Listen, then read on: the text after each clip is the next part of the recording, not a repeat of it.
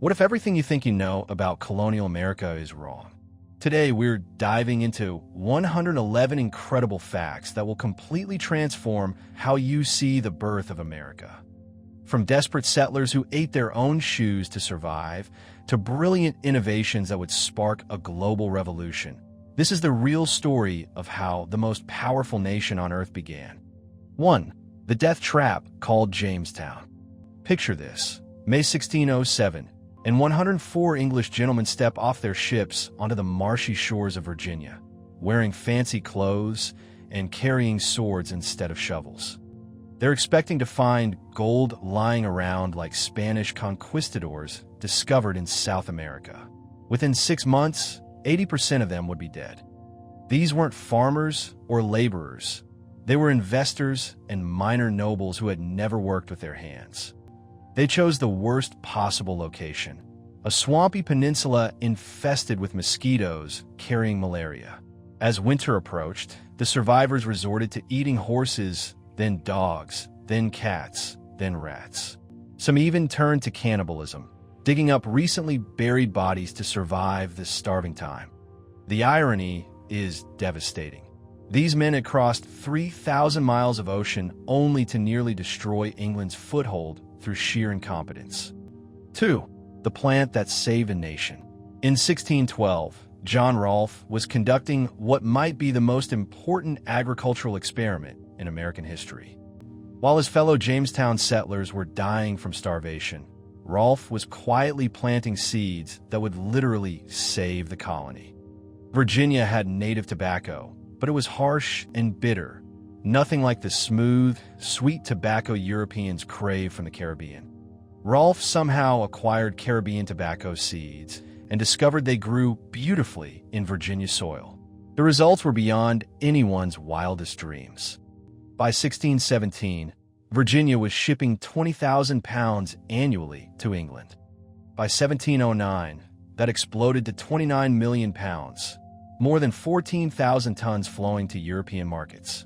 This wasn't just agricultural success, it was economic revolution. Tobacco became colonial America's first cash crop, generating wealth that would finance plantation mansions and eventually the American Revolution itself. 3. The accidental birth of American democracy. On July 30th, 1619, 22 men gathered in a small wooden church in Jamestown for what they thought was just a local business meeting. What they actually created was the Virginia House of Burgesses, the first representative legislative assembly in the New World. The Virginia Company back in London was desperate.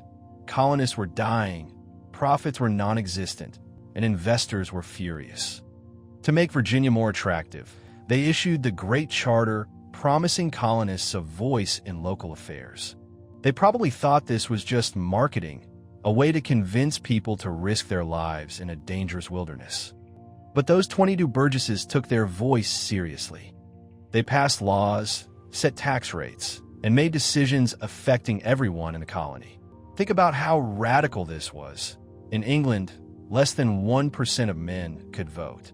For the first time in human history, people were electing representatives to govern themselves. 4. The arrival that changed everything. In late August 1619, just weeks after the House of Burgesses first met, a Dutch ship called the White Lion arrived carrying 20 and odd Africans. This moment marks the beginning of what would become America's original sin. Here's what's crucial. These first Africans weren't technically slaves in the way we think of slavery. The legal framework for racial slavery didn't exist yet. These individuals were treated more like indentured servants, working for set periods before potentially gaining freedom. Some, like Anthony and Mary Johnson, eventually became landowners themselves. But watch how quickly things changed through one tragic legal case. In 1640, 3 servants, 2 white, 1 black, ran away together. When caught, the white servants received extended terms of service. The black servant, John Punch, was sentenced to serve for the time of his natural life. This was the first legal distinction based purely on race. 5. The document that invented America. November 11th, 1620, aboard the Mayflower, anchored off Cape Cod. 41 men are about to sign a 200-word document that will accidentally invent the most revolutionary idea in political history: government by consent of the governed. Here's the crisis they faced. They were supposed to land in Virginia, where they had legal permission to settle. Instead, Atlantic storms had blown them hundreds of miles north, completely outside any established government's jurisdiction. Some passengers were threatening to leave the group once they landed, which would have doomed the entire expedition. The Mayflower's leaders realized they needed legal authority to hold their community together, but they had no king, no parliament, no established church to grant them power. So they did something unprecedented. They created authority from the bottom up through mutual agreement of the people being governed. The Mayflower Compact was elegantly simple. We combine ourselves together into a civil body politic. 6. The Thanksgiving that wasn't. Every November, millions of Americans gather for Thanksgiving, imagining Pilgrims and Native Americans sharing a peaceful feast in 1621. But let me tell you what that first Thanksgiving was actually like. First, the Pilgrims would have been horrified to call it Thanksgiving. Their religious Thanksgivings were solemn affairs involving fasting, prayer, and spiritual reflection. Definitely no feasting. What happened in autumn 1621 was a harvest celebration that was more like a medieval fair. Governor William Bradford declared a 3-day party after a successful harvest. The Pilgrims were shooting guns, playing games, and making tremendous noise. When Massasoit, the local Wampanoag leader, heard all the commotion, he showed up with 90 warriors, outnumbering the 50 Pilgrims nearly 2-1. But instead of conflict, they had a party. The Wampanoag contributed 5 deer, while the Pilgrims added waterfowl. For 3 days, they feasted, competed in games, and held shooting contests. 7. The democracy experiment that shocked the world. In 1630, a fleet of ships carrying nearly 1,000 Puritans established the Massachusetts Bay Colony, and they accidentally created the most democratic society that had ever existed. But here's the twist. They did it while trying to create a religious theocracy. The Puritans believed they were building a city upon a hill, a perfect Christian community that would serve as an example to the world. Their charter gave them permission to govern themselves, but nobody expected what they would do with that freedom. Instead of appointing governors and councils like other colonies, they decided that every male church member could vote for the governor and legislature. Think about how radical this was. In 1630, England was ruled by an absolute monarch who claimed to rule by divine right. Less than 1% of Englishmen could participate in government. But in Massachusetts, roughly 40% of adult men were voting in colony-wide elections, choosing their own leaders and making their own laws. 8. The college that started a revolution. On September 8, 1636, the Massachusetts General Court made a decision that would echo through American history. They voted to establish a college, allocating £400 to create what would become Harvard University. But the reason they built America's first college reveals something fascinating about Puritan fears. The Puritans were absolutely terrified of one thing: creating an illiterate ministry. They had fled England partly because they believed the Anglican Church had become corrupt through ignorance. As they put it in Harvard's founding document, they were dreading to leave an illiterate ministry to the churches when our present ministers shall lie in the dust. But Harvard's mission went far beyond training ministers. The curriculum was remarkably broad: Latin, Greek, Hebrew, mathematics, philosophy, and natural sciences alongside Christian theology. The Puritans understood something crucial. Education is the foundation of freedom. If people can't read, they can't participate meaningfully in government. 9. The war that changed everything. Between 1636 and 1638, a conflict erupted in Connecticut that would fundamentally alter the relationship between European colonists and Native Americans forever. The Pequot War wasn't just another colonial conflict.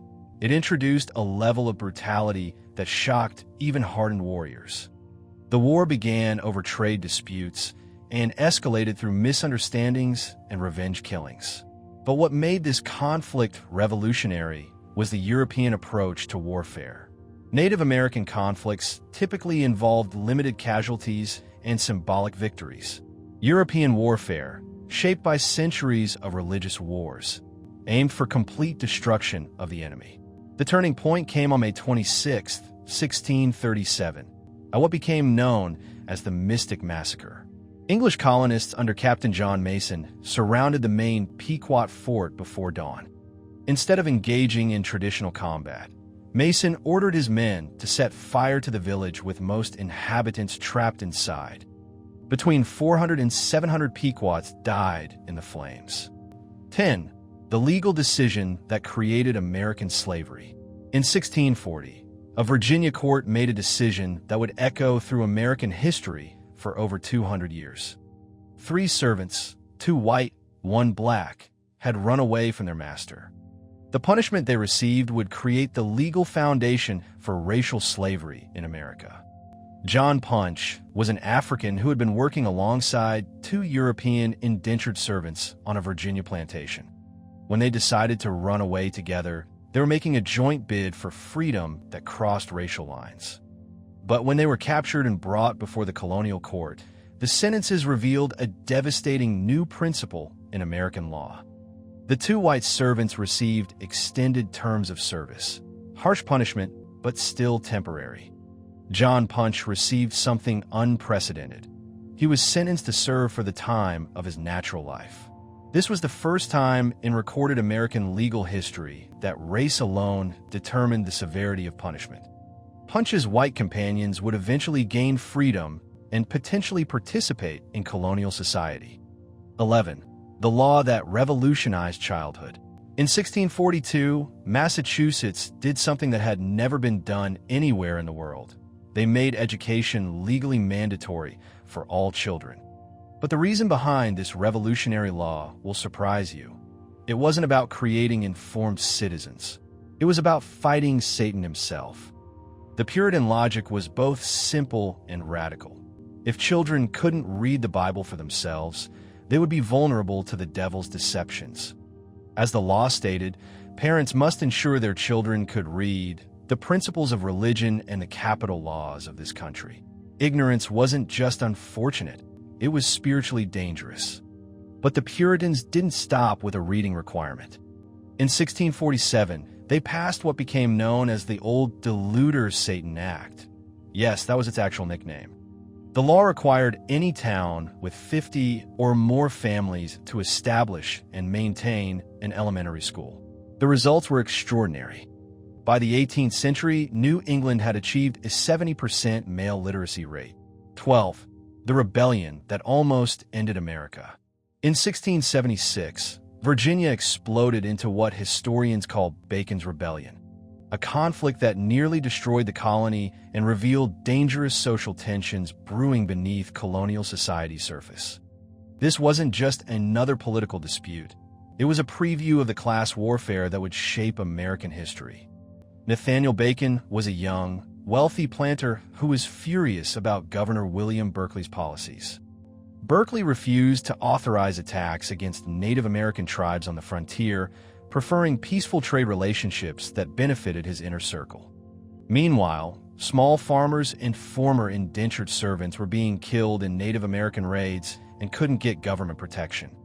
Bacon raised his own army of about 500 men, a diverse coalition that terrified the colonial elite.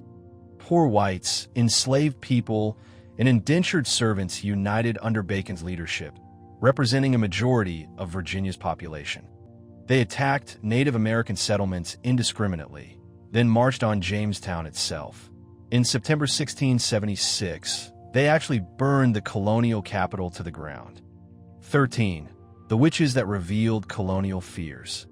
Between 1692 and 1693, the small village of Salem, Massachusetts, became the center of one of the most famous witch trials in history.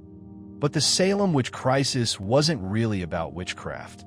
It was about deep anxieties and social tensions tearing colonial communities apart. It began in Reverend Samuel Parris's household, where his 9-year-old daughter Betty and 11-year-old niece Abigail began having mysterious fits, screaming, throwing objects, and claiming to see spectral figures. When local doctors couldn't find a medical explanation, the community concluded they were bewitched. Under pressure to name their tormentors, the girls accused 3 women who perfectly represented community anxieties. Tituba, an enslaved Caribbean woman representing fears of foreign influence. Sarah Good, a homeless beggar representing economic instability. And Sarah Osborne, an elderly woman who rarely attended church. But the accusations didn't stop there. They spread like wildfire through Salem, and the pattern reveals underlying social tensions. By the time the hysteria ended, 20 people had been executed. 14. The king who tried to destroy democracy. In 1686, King James II launched the most direct attack on colonial self-government in American history by creating the Dominion of New England, a massive royal colony that eliminated virtually every form of democratic participation colonists had built over 60 years. James appointed Sir Edmund Andros as Governor-General with almost unlimited power over the entire region from Maine to New Jersey. When Andros arrived in Boston, he came like a conquering general. He dissolved colonial assemblies, revoked town charters, banned most town meetings, and began imposing taxes without any form of colonial consent. He invalidated land titles that didn't follow strict English law, forcing colonists to pay new fees to confirm ownership of property their families had held for generations. The psychological impact was enormous. Colonists who had grown up electing their own leaders suddenly found themselves living under absolute rule. But James II made a fatal mistake. He tried to impose this authoritarian system while also attempting to convert England back to Catholicism. When Protestant leaders staged the Glorious Revolution in 1688, American colonists arrested Andros. 15. The book that taught America to read. Around 1690, a small book appeared in colonial America that would become one of the most influential publications in American history. The New England Primer wasn't just a children's textbook. It was a revolutionary tool that created the literate society necessary for democratic participation. The primer solved a crucial educational problem. How do you teach children to read when most parents are barely literate and there are no trained teachers? The solution was brilliant in its simplicity. Instead of abstract lessons, the primer used concrete images and memorable rhymes that children could easily memorize. In Adam's fall, we sinned all for the letter heaven to find, the Bible mind for H. Each letter came with a small woodcut illustration that reinforced the lesson visually. Children learned their letters, religious principles, and social expectations simultaneously. The impact was extraordinary. The New England Primer sold an estimated 6 to 8 million copies between 1690 and 1830, making it one of the best-selling books in American history. More importantly, it created the literate society that would later read Thomas Paine's Common Sense. 16. The population explosion that changed everything. By 1650, something remarkable had happened in colonial America. The population had reached approximately 50,000 people. This might not sound impressive compared to London's 400,000, but consider this. These 50,000 colonists represented the survivors and descendants of maybe 100,000 immigrants who had attempted to build new lives in the wilderness. What made this population explosion so significant wasn't just the numbers, it was what those numbers represented. Unlike other European colonies that remained small trading posts or military outposts, British America was becoming something unprecedented, a settler society that was reproducing itself and expanding rapidly. The demographics would shape American society for centuries. About 90% were of English origin, but significant minorities included Dutch in New York, Germans in Pennsylvania, and Africans throughout the colonies. Most importantly, the population was incredibly young. The average age was probably under 20, meaning most colonists had no memory of life in Europe. By 1650, colonial America had reached the tipping point where it would continue growing regardless of what happened in Europe. 17. The war that nearly destroyed New England. King Philip's War, fought between 1675 and 1676, was one of the bloodiest conflicts per capita in American history, and it nearly ended the New England colonial experiment forever. This wasn't just another frontier skirmish. It was a desperate last stand by Native Americans against colonial expansion. The war was led by Metacom, whom the English called King Philip, the sachem of the Wampanoag people. For 50 years, his people had watched English settlements expand relentlessly across their ancestral lands. Treaties were made and broken. Native Americans were forced to surrender their weapons, and colonial courts began asserting jurisdiction over indigenous communities. Metacom finally decided that survival required driving the English back into the sea. What made this war so devastating was its scope and intensity. Instead of isolated raids, Metacom coordinated attacks across multiple tribes, hitting 52 of New England's 90 towns. 12 were completely destroyed, and 40 were damaged so severely they were abandoned. The numbers were staggering. About 600 English colonists died, roughly 25% of New England's entire population. But Native Americans suffered far worse casualties. Over 3,000 died in combat. 18. The trade laws that sparked a revolution. Starting in 1651, Britain began implementing the Navigation Acts, a series of laws that would fundamentally reshape colonial economics and accidentally plant the seeds of the American Revolution. These weren't just trade regulations. They were Britain's attempt to turn American colonies into a perfectly controlled economic machine. The logic was simple. Colonies should provide raw materials to Britain and buy finished goods back from British manufacturers. All colonial trade had to flow through British ports using British or colonial ships. Certain enumerated goods like tobacco, sugar, and rice could only be sold to British markets, regardless of whether other countries offered better prices. On paper, the system looked brilliant for Britain. Colonial tobacco flowed to London, where British merchants resold it to Europe at enormous profits. But here's what British officials didn't anticipate. Colonial merchants were incredibly creative at finding loopholes. By the 1760s, an estimated 700,000 pounds worth of illicit goods entered American colonies annually through elaborate smuggling networks. More importantly, the Navigation Acts taught colonists that their economic interests and Britain's economic interests were fundamentally opposed. The Navigation Acts didn't create a loyal colonial economy. They created a rebellious one. 19. The iron industry that defied an empire. By the American Revolution, colonial America had become the world's third largest iron producer. And this success story reveals everything about American ingenuity and British short-sightedness. The Saugus Iron Works in Massachusetts, established in 1646, was America's first integrated iron production facility. Using a sophisticated system of water-powered trip hammers, blast furnaces, and forges, it could transform raw bog iron into finished tools, nails, and hardware. But Saugus was just the beginning. By 1775, there were over 80 iron works operating throughout the colonies. Britain watched this development with growing alarm.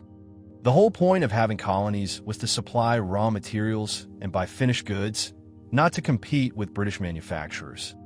In 1750, Parliament passed the Iron Act, allowing colonies to produce pig iron and bar iron, but prohibiting them from manufacturing finished iron products.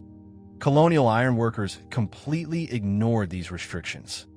They understood that in a frontier society, the ability to make your own tools, nails, and hardware wasn't just economically valuable. It was essential for survival.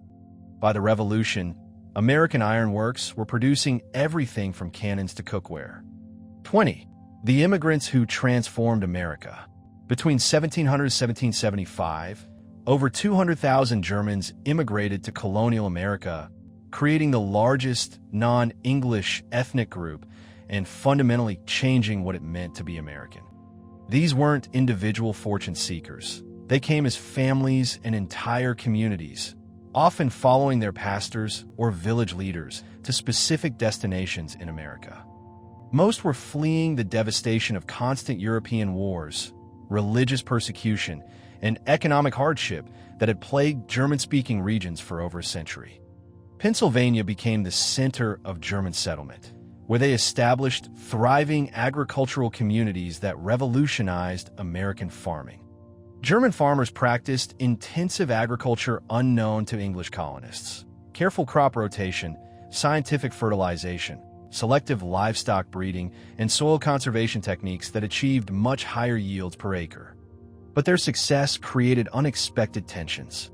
Germans maintained their language, established their own schools and churches, and often seemed more interested in preserving their European culture than adopting English customs. Benjamin Franklin worried that Pennsylvania was becoming too German, but what he missed was that these German immigrants were creating something entirely new: American cultural pluralism. 21. The breadbasket that fed a continent. Pennsylvania and the surrounding middle colonies earned the nickname breadbasket colonies for good reason. They became the agricultural powerhouse that would feed not just colonial America, but much of the Atlantic world. The secret was a combination of perfect conditions: fertile glacial soils, moderate climate, broad navigable rivers, and German farming techniques that maximize productivity. Where New England struggled with rocky soil and short growing seasons, and the South focused on cash crops like tobacco, the middle colonies found their calling in grain production. Pennsylvania led the way, becoming the premier food producer between 1725 and 1840. German and Scots-Irish farmers developed sophisticated operations that could produce massive surpluses for export. Their wheat, corn, and rye flowed down the Delaware and Hudson rivers to Philadelphia and New York, then across the Atlantic to feed the growing cities of Europe and the Caribbean sugar islands. The numbers were staggering. By 1770, Pennsylvania was exporting over 350,000 bushels of wheat annually, plus flour, bread, and other grain products. This agricultural abundance had profound implications. It meant colonial America could feed itself and still have massive surpluses for export. 22. The maritime economy that connected the world. While the middle colonies grew grain and the South cultivated tobacco, New England developed something entirely different: a maritime economy that made it one of the great commercial regions of the world. The transformation began with cod. The Grand Banks off Newfoundland teemed with codfish that could be salted, dried, and shipped throughout the Atlantic world. New England fishermen developed the skills, ships, and networks needed to harvest this silver mine of the sea.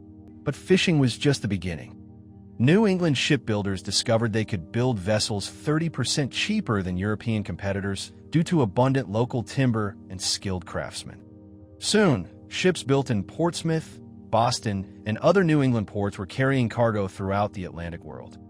By the Revolution, at least one-third of the British merchant fleet consisted of American-built vessels. The shipbuilding industry supported dozens of related trades: rope-making, sail-making, barrel-making, and ironworking. Coastal cities like Salem, Newport, and New York became centers of global commerce, with merchants trading everything from rum to furs to human beings. Most importantly, this maritime economy made New England merchants increasingly independent of British control. 23. The triangle trade that built American wealth. By the 1690s, New England merchants had discovered a trade route that would make them rich while connecting America to global commerce in ways that horrified British authorities. The triangle trade wasn't just about moving goods. It was about creating an independent American economy. Here's how this morally complex but economically powerful system worked. New England distilleries converted Caribbean molasses into rum. Ships carried this rum to West Africa, where they traded it for enslaved people. They transported these enslaved individuals to the Caribbean sugar islands, where they were sold for molasses and sugar, completing the triangle. But the real profits came from the side trades and variations. Ships might carry tobacco from Virginia to Europe, bring manufactured goods from Europe to America, transport lumber to the Caribbean, or move grain from Philadelphia to southern Europe. Newport, Rhode Island, became the center of the North American slave trade, with 22 distilleries producing 15 million gallons of rum annually. New England had over 600 ships engaged in overseas trade by 1750, and the rum industry alone employed thousands of workers. What made British authorities nervous was how this trade network made American merchants increasingly independent of Britain. 24. The Almanac that taught America to think. In 1732, a young printer named Benjamin Franklin began publishing Poor Richard's Almanac, and this little book would become colonial America's first bestseller while helping create a distinctly American philosophy of life. Almanacs were essential tools in colonial America. Farming families needed calendars, weather predictions, planting schedules, and tide tables to survive. But Franklin transformed his almanac into something revolutionary, a vehicle for moral education disguised as practical advice. Through the fictional character Poor Richard Saunders, Franklin dispensed wisdom in memorable sayings that became part of American culture.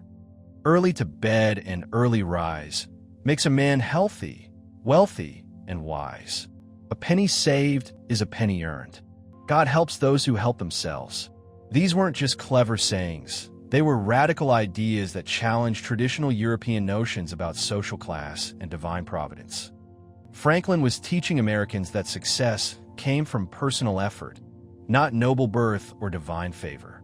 He promoted what would become known as the Protestant work ethic, the revolutionary idea that hard work and frugality were moral virtues.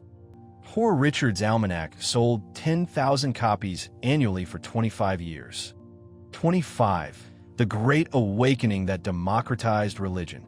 Between 1720 and 1740, a religious revival swept through colonial America that would fundamentally change not just how Americans worshipped, but how they thought about authority, education, and society itself. The movement was sparked by traveling preachers like George Whitefield, an English evangelist who drew enormous crowds with emotional sermons about personal salvation.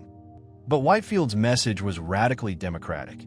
He preached that every individual could have a direct relationship with God, regardless of their social status, education, or denominational affiliation. Think about how revolutionary this was in a hierarchical society. If ordinary farmers and laborers could interpret God's will without educated clergy, couldn't they also interpret political principles without aristocratic leaders? If salvation didn't depend on social status, why should political power? The Great Awakening democratized religious authority and, by extension, challenged all forms of traditional authority. The movement split existing churches between old lights, who supported traditional authority, and new lights, who embraced democratic religious practices. New Light preachers established Princeton, 1746, Brown, 1764, Rutgers, 1766, and Dartmouth, 1769, as alternatives to Harvard and Yale. Perhaps most importantly, the Great Awakening taught Americans to think of themselves as a unified people. 26. The printing revolution that spread ideas. By 1750, colonial America had more printing presses per capita than anywhere else in the world, and these presses were spreading ideas that would eventually topple British rule. The transformation began with the trial of John Peter Zenger in 1735. Zenger, a New York printer, had published articles criticizing the colonial governor's policies. When charged with seditious libel, his lawyer made a radical argument. Truth should be a defense against libel charges. In Britain, criticizing government officials was considered dangerous regardless of whether the criticism was accurate. Zenger's acquittal established the principle of press freedom in America and encouraged printers throughout the colonies to publish more controversial material. By the 1760s, colonial newspapers were openly debating political issues, criticizing government policies, and spreading radical ideas about natural rights and representative government. The printing revolution created what historians call the public sphere, a space where ordinary citizens could participate in political discussions that had previously been limited to educated elites. Colonial newspapers didn't just report news. They created networks of communication that connected all 13 colonies. When Britain began imposing new taxes and regulations in the 1760s, colonial printers quickly spread news of these policies. 27. The blunder that started a world war. On May 28, 1754, a 22-year-old Virginia militia officer named George Washington made a decision that would inadvertently start the first truly global conflict in human history. Washington had been sent to the Ohio Valley to assert Virginia's claim to western lands, but French forces were building forts to secure their own claims to the same territory. When Washington encountered a small French patrol in the Pennsylvania wilderness, the situation quickly escalated beyond anyone's control. Washington later claimed the French were spying on his forces and posed a threat. The French claimed they were on a diplomatic mission, carrying official messages. The truth probably lies somewhere in between, but the result was catastrophic. Washington's forces killed 10 French soldiers, including their commander. The French called this an assassination and demanded Washington surrender. He hastily built a crude fort he optimistically named Fort Necessity, but was quickly surrounded by French and Native American forces. On July 4, 1754, exactly 22 years before the Declaration of Independence, Washington was forced to surrender and sign a document that admitted he had assassinated the French commander. This local skirmish escalated into the 7 Years' War, fought on multiple continents. 28. The pirates who became businessmen. During the late 1600s and early 1700s, colonial America's relationship with piracy was far more complex and economically important than you might imagine. Pirates weren't just criminals. They were often unofficial agents of colonial economic policy. The line between piracy and legitimate business was incredibly blurry in colonial America. Colonial governors regularly issued letters of marque that authorized ship captains to attack enemy vessels during wartime. These privateers were essentially government-sanctioned pirates who shared their profits with colonial authorities. But when wars ended, many continued operating, now technically as pirates. Colonial merchants didn't mind this arrangement. Pirates offered the best prices for goods and asked no questions about their origins. They brought Spanish silver, Chinese silk, African gold, and exotic spices into American markets that would have been impossible to obtain through legal British trade channels. New York Governor Benjamin Fletcher openly welcomed pirates, understanding that they brought valuable hard currency and exotic goods into the colonial economy. Pirates spent freely in colonial ports, buying supplies, repairing ships, and investing their profits in local businesses. What's fascinating is how many former pirates became legitimate businessmen, using their knowledge of global trade routes and accumulated capital to build merchant networks. 29. The economy that defied British control. By 1750, colonial Americans had achieved something that should have been impossible under British mercantile policy. They had become prosperous, economically diverse, and increasingly independent of British control. Colonial per capita income had reached £1,385, compared to 10 to 12 pounds in Britain itself. This meant that the average American colonist was actually wealthier than the average British citizen, despite living in what was supposed to be a subordinate agricultural colony. This prosperity occurred despite very low tax rates. Colonists paid only 1 to 15% of their income in taxes, compared to 5 to 7% in Britain. But the most remarkable achievement was economic diversity. Instead of remaining simple suppliers of raw materials, colonists had developed sophisticated manufacturing, shipping, and service industries. They were producing iron, ships, rum, flour, furniture, and hundreds of other products for both domestic use and export. This economic independence created a fundamental problem for British imperial policy.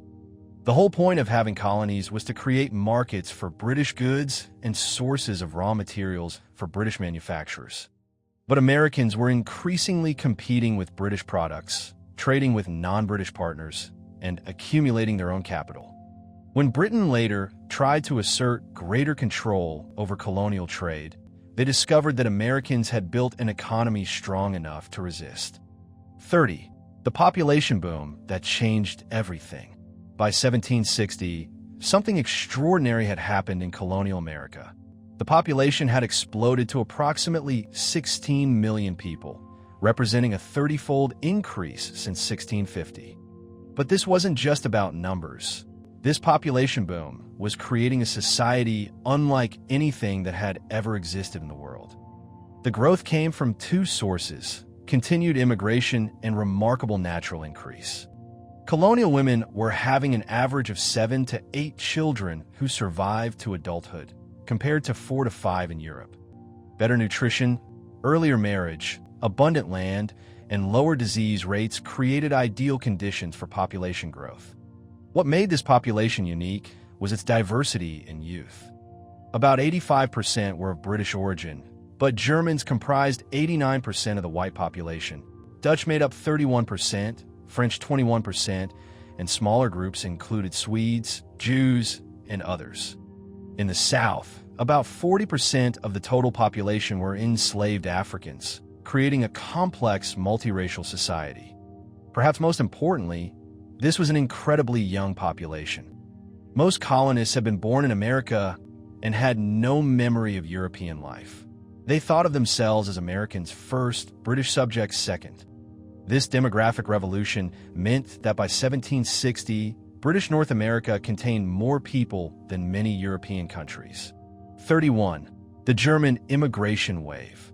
Between 1700 to 1775, over 200,000 Germans immigrated to America, creating the largest non-English ethnic group and fundamentally transforming colonial society. These weren't individual fortune seekers drifting across the Atlantic. They came as families, entire villages, and religious communities, often following their pastors or community leaders to specific destinations. Most were fleeing a century of devastating European wars, religious persecution, and economic hardship that had turned German-speaking regions into battlefields. Pennsylvania became the center of German settlement, where they established thriving agricultural communities that revolutionized American farming techniques. German farmers practiced intensive agriculture unknown to English colonists: scientific crop rotation, careful fertilization, selective livestock breeding, and soil conservation. But their success created unexpected cultural tensions. Germans maintained their language, established their own schools and churches, and seemed more interested in preserving European traditions than adopting English customs. Benjamin Franklin worried that Pennsylvania was becoming too German, but what he missed was that these immigrants were creating something entirely new: American cultural pluralism. 32. The almanac that shaped American thinking.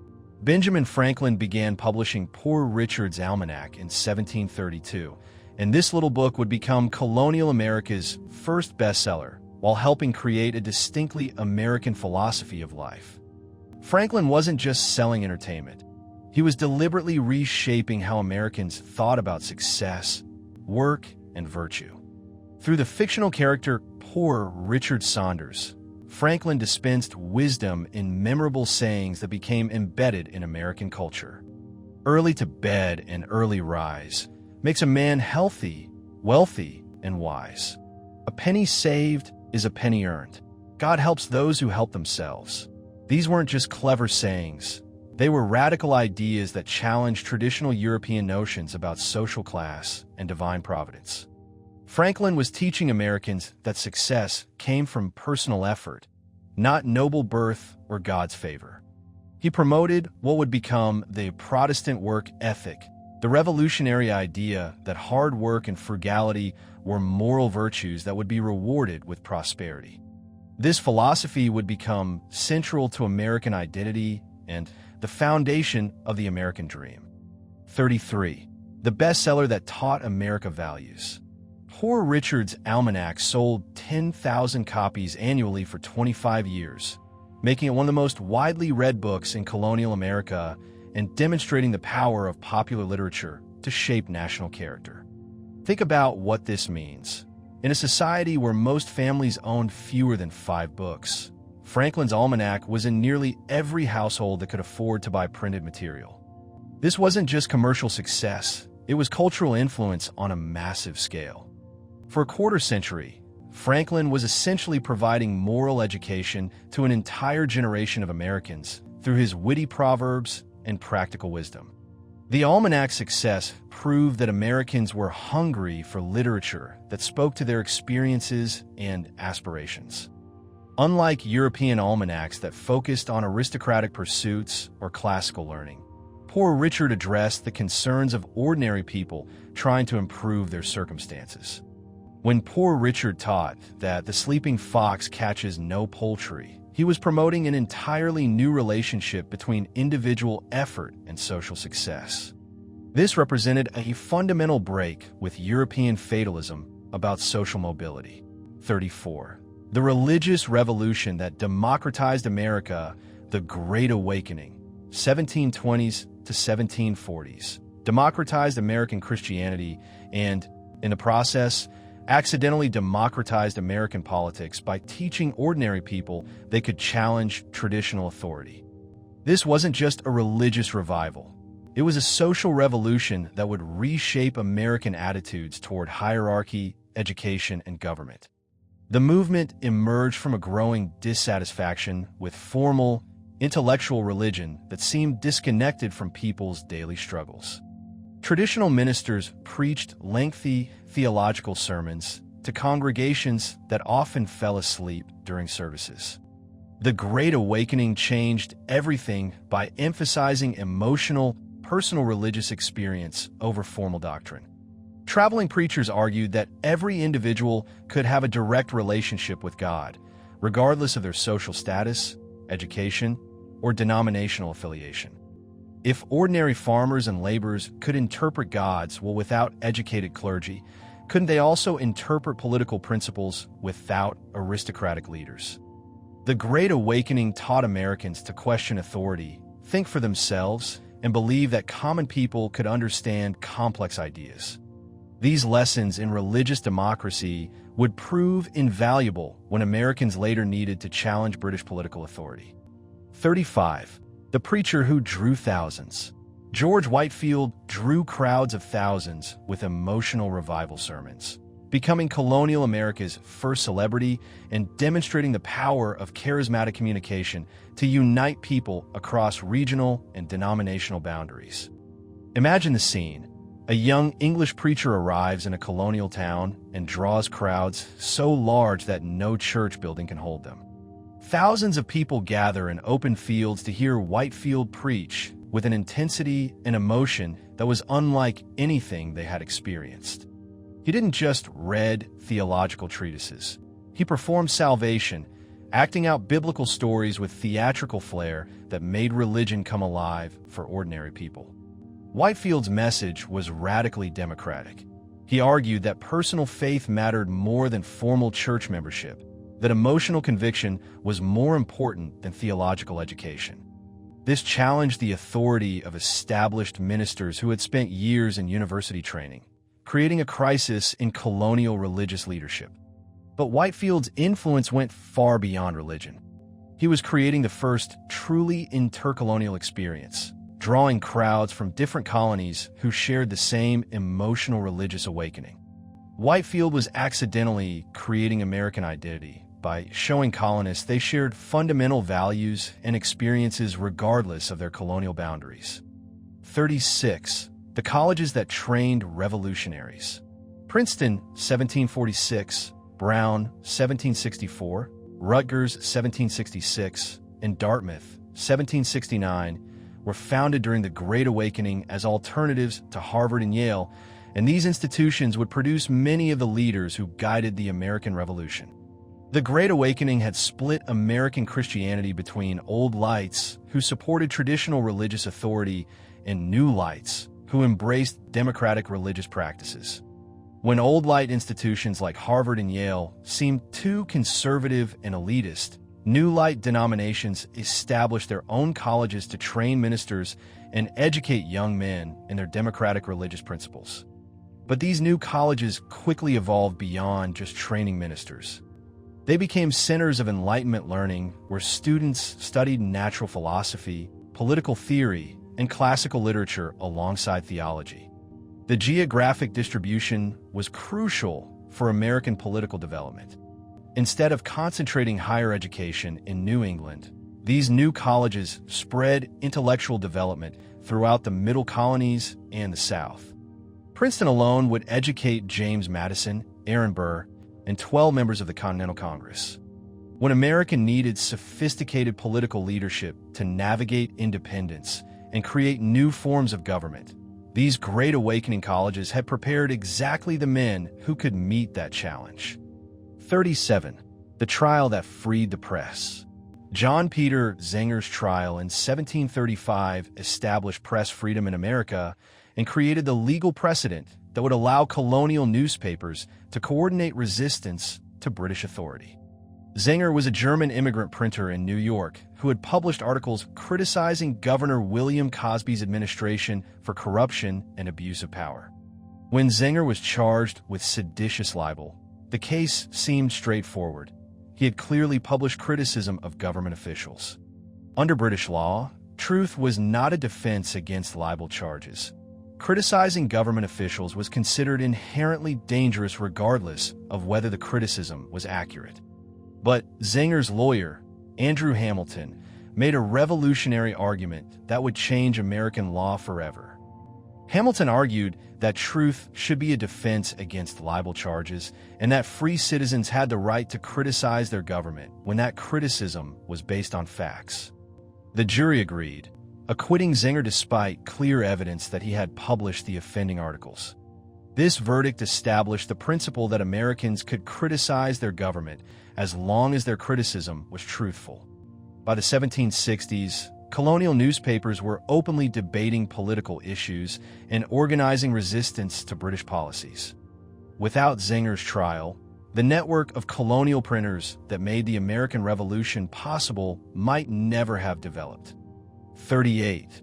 The printing revolution that connected a continent. By 1750, colonial America had more printing presses per capita than anywhere in the world, creating the communication infrastructure that would make coordinated resistance to British authority possible. This printing revolution represented one of colonial America's greatest technological and cultural achievements. In most of Europe, printing was heavily regulated by governments that feared the spread of dangerous ideas. But in colonial America, the combination of Zenger's legal precedent, growing literacy rates, and economic prosperity created ideal conditions for a free press to flourish. Colonial printers didn't just reproduce European publications. They created distinctly American content that addressed colonial concerns and interests. Newspapers reported local news, political developments, and economic information that connected previously isolated communities. The printing network created what historians call the public sphere, a space where ordinary citizens could participate in political discussions. When the imperial crisis began in the 1760s, colonial printers were ready to spread news of British policies and coordinate opposition across vast distances. The communication infrastructure that would make the American Revolution possible was already in place. 39. The rum industry that powered global trade. Newport, Rhode Island had 22 distilleries producing 15 million gallons of rum annually, making rum production one of colonial America's most important manufacturing industries and demonstrating how Americans had become major players in global commerce. Rum wasn't just a popular drink. It was the foundation of New England's participation in international trade networks. The process began with molasses imported from Caribbean sugar plantations, where enslaved people produced sugar under brutal conditions. New England distillers converted this molasses into rum using sophisticated distillation techniques that produced a high-quality product competitive with Caribbean rum. But the real genius was in the marketing and distribution. New England rum was traded throughout the Atlantic world, to Africa for enslaved people, to the Caribbean for more molasses, to Europe for manufactured goods, and throughout North America for local consumption. The rum industry employed thousands of workers in distilleries, cooperages, shipping, and related trades. Most importantly, it demonstrated that Americans could manufacture products for global markets rather than simply exporting raw materials to Europe. The rum industry had helped create the economic independence that would make political independence possible. 40. The maritime empire that rivaled Europe. New England had over 600 ships engaged in overseas trade by 1750, creating a maritime empire that connected America to global commerce and demonstrated colonial capability for large-scale economic enterprise. This fleet represented one of the largest concentrations of commercial shipping in the world, rivaling the merchant marines of major European powers. New England ships carried colonial products to markets throughout the Atlantic world while bringing back manufactured goods, luxury items, and raw materials that American colonies couldn't produce.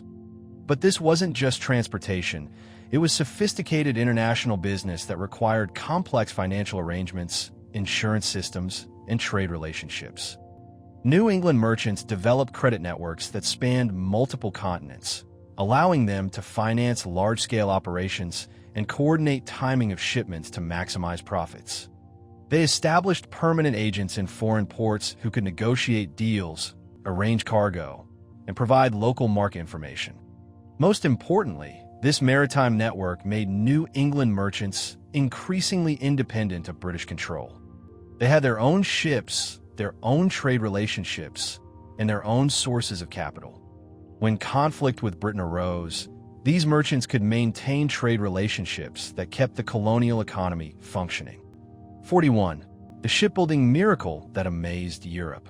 Colonial shipbuilders achieved a 30% cost advantage over European vessels, creating one of colonial America's greatest industrial success stories and demonstrating American technological innovation. This cost advantage wasn't just about cheap labor. It represented sophisticated engineering, efficient production methods, and intelligent use of local resources. Colonial shipyards had access to vast forests of white oak for frames and towering pines for masts, materials that European shipbuilders had to import at enormous expense. But the real advantage came from innovative construction techniques that reduced costs while maintaining quality.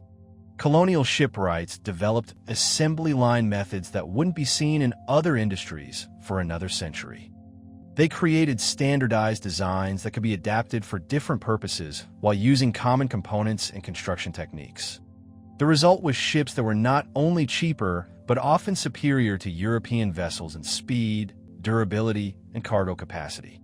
European merchants began specifically requesting American-built ships, recognizing their quality and value. This success demonstrated that Americans could compete with European manufacturers in sophisticated industries requiring advanced technical knowledge. 42. The industrial output that shocked Britain. By the Revolutionary period, New England shipyards launched one new vessel daily, representing an industrial output that rivaled major European shipbuilding centers and demonstrated American manufacturing capability. Think about what this means. Every single day, somewhere in New England, a completed ocean-going vessel was being launched into the water. This represented an enormous industrial enterprise involving thousands of skilled workers, sophisticated supply chains, and complex coordination of materials and labor. The ships weren't small coastal vessels. They were large merchant ships capable of crossing oceans and carrying substantial cargo loads. Each vessel required months of work by specialized craftsmen, shipwrights who designed and built the hulls, carpenters who shaped the timbers, blacksmiths who forged the hardware, rope makers who created the rigging, and sailmakers who crafted the canvas. This daily launch rate meant that American shipyards were producing over 350 vessels annually, more than many European countries with centuries-old shipbuilding traditions. British officials watched this development with growing alarm, recognizing that American industrial capacity was approaching levels that could challenge British economic dominance. The shipbuilding industry proved that Americans possessed the technical skills, organizational ability, and industrial capacity needed to succeed as an independent nation. 43. The fleet that carried British commerce. At least one-third of the British merchant fleet consisted of American-built vessels by 1776, demonstrating how completely American shipbuilding had penetrated global commerce and creating an ironic dependence. This statistic reveals one of the great ironies of the imperial crisis. Britain's own merchant marine had become dependent on ships built in colonies that were moving toward rebellion. British merchants preferred American ships, not just because they were cheaper, but because they were often better designed and constructed than European vessels. American shipbuilders had adapted European designs to American conditions and materials, creating innovations that improved performance. This created a situation where British attempts to control American commerce could damage British economic interests. When the Revolution began, Britain discovered that restricting American shipbuilding and maritime trade also restricted British access to ships and sailors that had become essential to imperial commerce. The success of American shipbuilding had created economic interdependence that complicated British efforts to maintain imperial control. 44. The prosperity that rivaled the mother country. Colonial per capita income of £1,385 compared favorably to £10 to £12 in Britain, meaning that the average American colonist was actually wealthier than the average British citizen by the eve of the Revolution. This statistic is remarkable because it shows that the colonies had not only achieved economic success, but had actually surpassed the prosperity of the mother country. This wealth didn't come from exploitation of vast natural resources or cheap labor alone. It represented sophisticated economic development that combined agriculture, manufacturing, and commerce. Colonial prosperity was broadly distributed compared to European standards. While Britain had enormous wealth concentrated among a small aristocratic elite and widespread poverty among the masses, colonial America had a larger middle class of prosperous farmers, artisans, and merchants. Most importantly, this prosperity was achieved despite British attempts to control colonial economic development through the Navigation Acts and other trade restrictions. Americans had built an economy that was not only successful, but increasingly independent of British control. This economic success gave Americans the confidence to believe they could prosper as an independent nation. 45. The tax burden that exposed British greed. Colonial tax rates were 1 to 15% compared to 5 to 7% in Britain, revealing how lightly taxed Americans were before the imperial crisis and explaining why new British taxes seemed so outrageous to colonial taxpayers. This dramatic difference in tax burden exposed the fundamental issue that would drive the colonies toward revolution. Americans had grown accustomed to funding their own governments through their colonial assemblies while paying minimal taxes to the British Crown. Colonial taxes were primarily local levies used to fund roads, schools, courts, and other services that directly benefited taxpayers. British taxes, by contrast, funded a massive military establishment, the Royal Navy, government bureaucracy, and debt service from expensive European wars. When Britain began imposing new taxes on the colonies after 1763, Americans saw this not as reasonable cost-sharing, but as an attempt to exploit colonial prosperity for British benefit. The tax disparity also revealed how successful American self-government had been. Colonial assemblies had managed to fund necessary government services while keeping tax rates low through efficient administration and limited spending. When Britain tried to increase colonial tax rates to British levels, they were essentially admitting that British government was far more expensive and less efficient than American self-government. 46. The blunder that started a world war. George Washington's attack at Jumonville Glen in 1754 started the 7 Years' War, demonstrating how a young colonial officer's military mistake could trigger the first truly global conflict in human history. Washington was just 22 years old when Virginia sent him to the Ohio Valley to assert colonial claims against French expansion. Both Britain and France claimed the same territory, and both were building forts and alliances with Native American tribes to secure their interests. When Washington encountered a small French patrol in the Pennsylvania wilderness, the situation escalated quickly beyond anyone's control. Washington later claimed the French were spying on his forces and posed a threat. The French claimed they were on a diplomatic mission carrying official messages. The result was catastrophic. Washington's forces killed 10 French soldiers, including their commander. The French called this an assassination and demanded Washington surrender. The French and Indian War, 1754 to 1763, doubled Britain's national debt, creating a financial crisis that would drive British tax policies and ultimately cost Britain its American colonies. Britain's victory over France was complete. They had eliminated French power from North America and secured their colonial empire. But the cost was staggering. The war had doubled Britain's national debt to over £130 million, roughly equivalent to $20 billion in today's money. British officials faced a simple but devastating choice. They could raise taxes on already heavily burdened British citizens, or they could make American colonists help pay for their own defense. The decision seemed obvious. The war had been fought largely to protect colonial interests and expand colonial territory. British taxpayers were already paying 5 to 7% of their income in taxes, while Americans paid only 1 to 15%. But British officials fundamentally misunderstood the colonial situation. Americans had already contributed enormously to the war effort through their own colonial assemblies, providing troops, supplies, and funding. More importantly, the war had given thousands of colonists military experience and demonstrated that they could fight effectively without British supervision. When Britain began implementing new taxes to pay the war debt, colonists saw this as double taxation for a war they had already helped win. 48. The population explosion that changed the balance. By 1760, colonial population had reached approximately 16 million, representing a 30-fold increase since 1650 and creating a society that could no longer be treated as a collection of dependent settlements. This population explosion transformed the relationship between Britain and America in fundamental ways.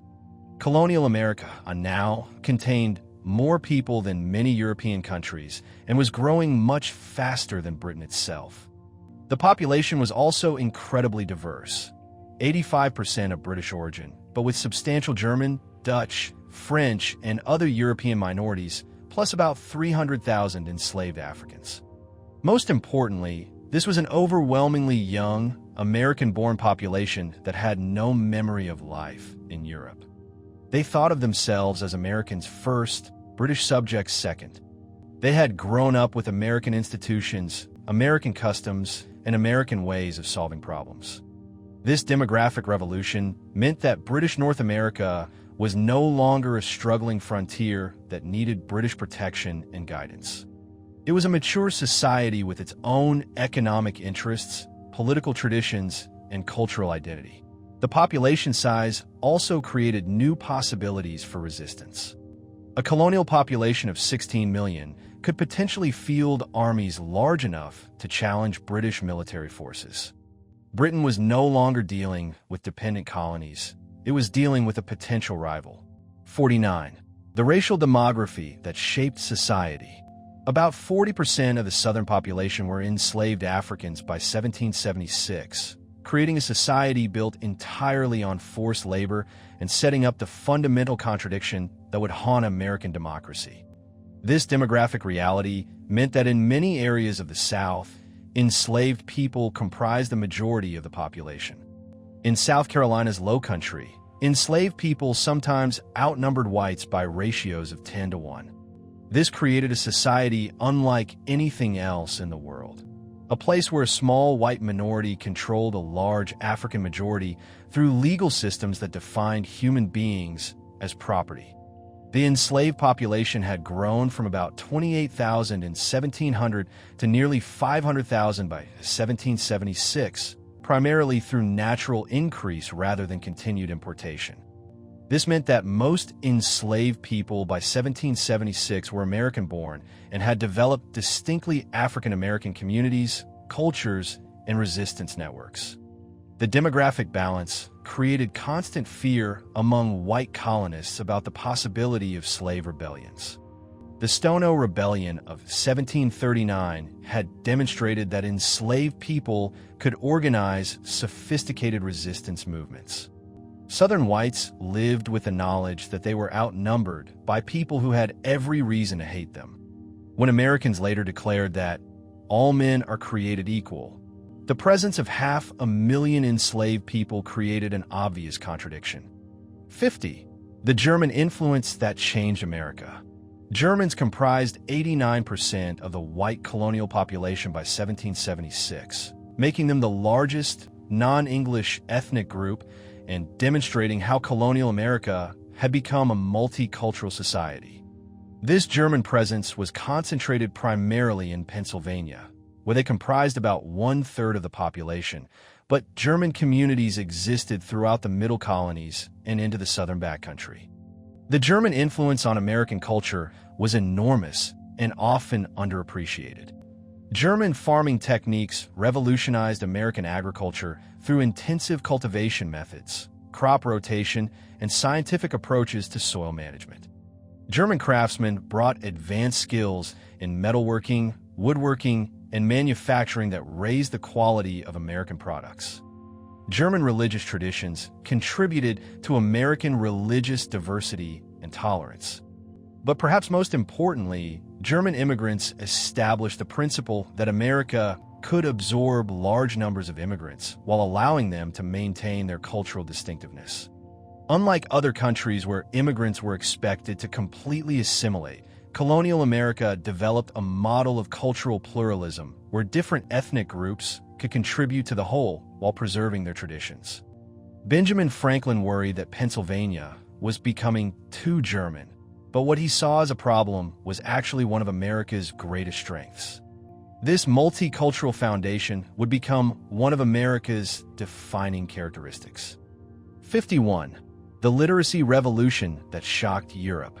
New England achieved 70% male literacy rates by the 18th century, creating the most literate society in the world and providing the intellectual foundation that would make the American Revolution possible.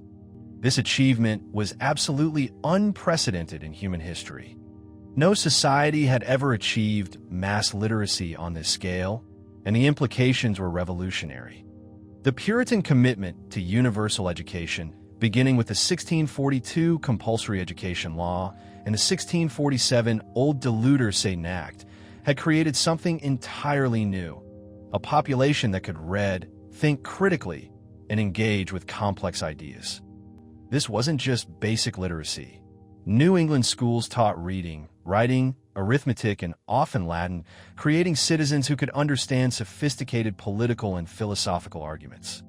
The literacy rate was even more remarkable when compared to the supposed centers of European civilization.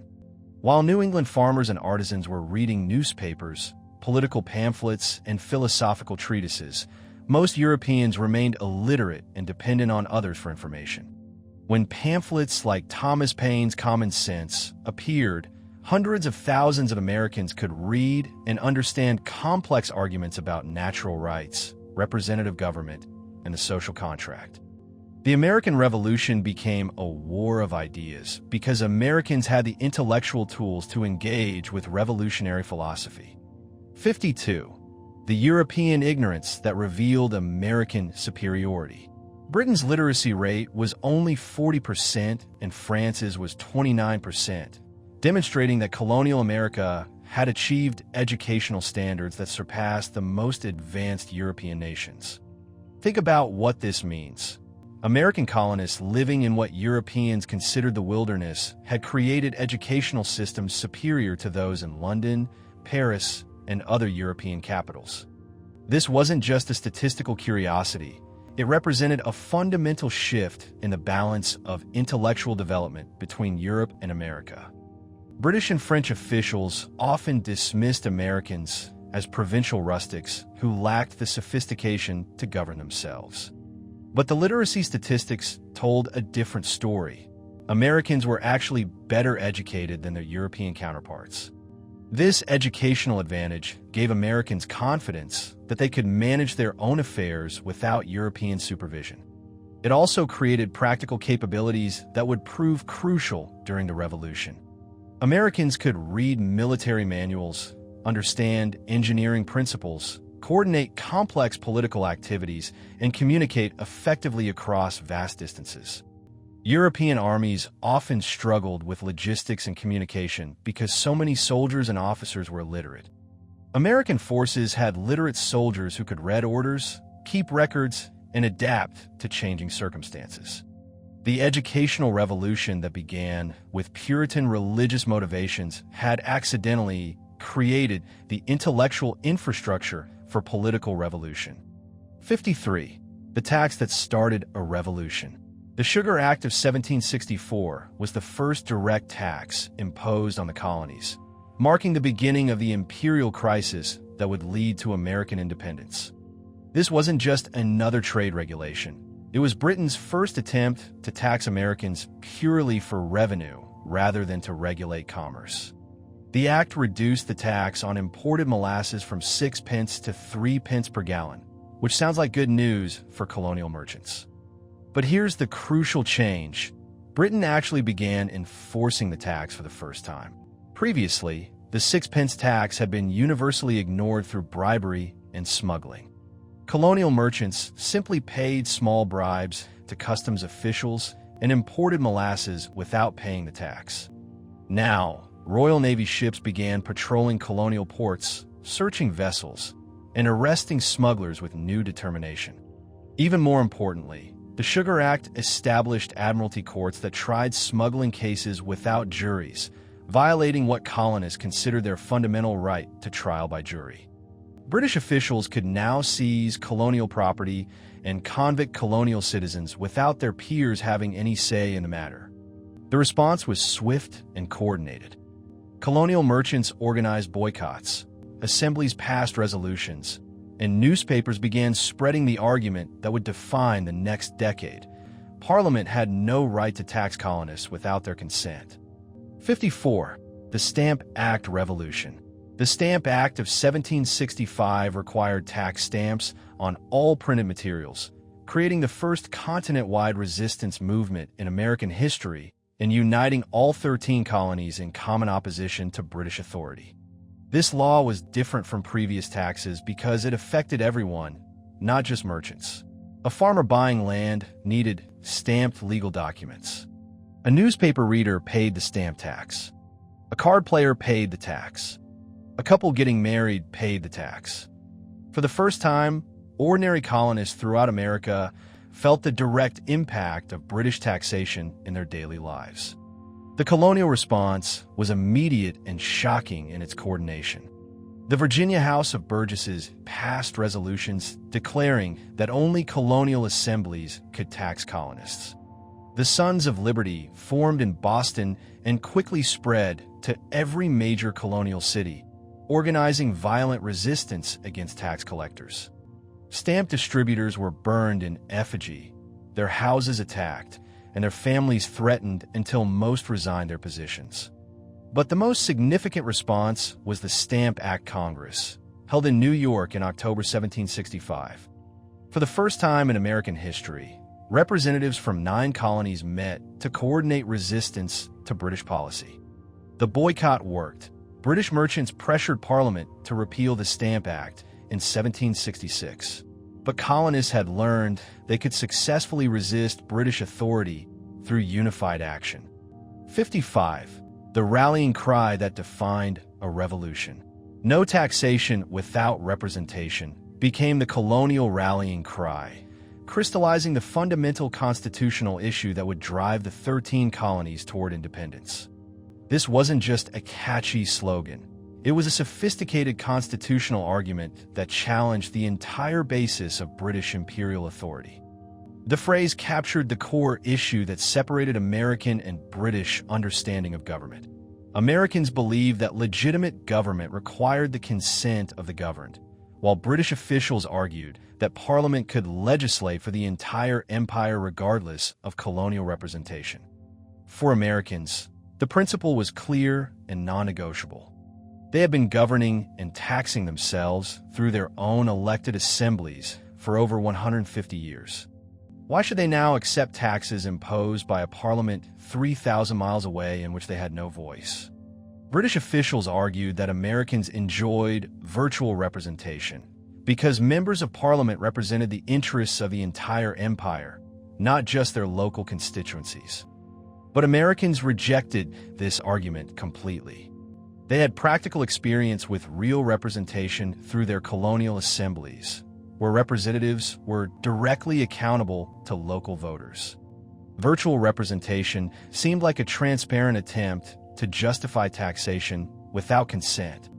The slogan spread throughout the colonies through newspapers, pamphlets, and public speeches, creating a shared language of resistance that transcended colonial boundaries. 56. The Congress that unified America. The Stamp Act Congress of 1765 was the first intercolonial political meeting, marking the moment when 13 separate colonies began thinking and acting as a unified American resistance movement. This gathering was unprecedented in American history. Never before had representatives from multiple colonies met to coordinate political action without British supervision or approval. The Congress brought together delegates from 9 colonies who discovered they shared common grievances, common principles, and common determination to resist British authority. The delegates represented different regions, economies, and cultures, but they found they could work together effectively when their fundamental rights were threatened.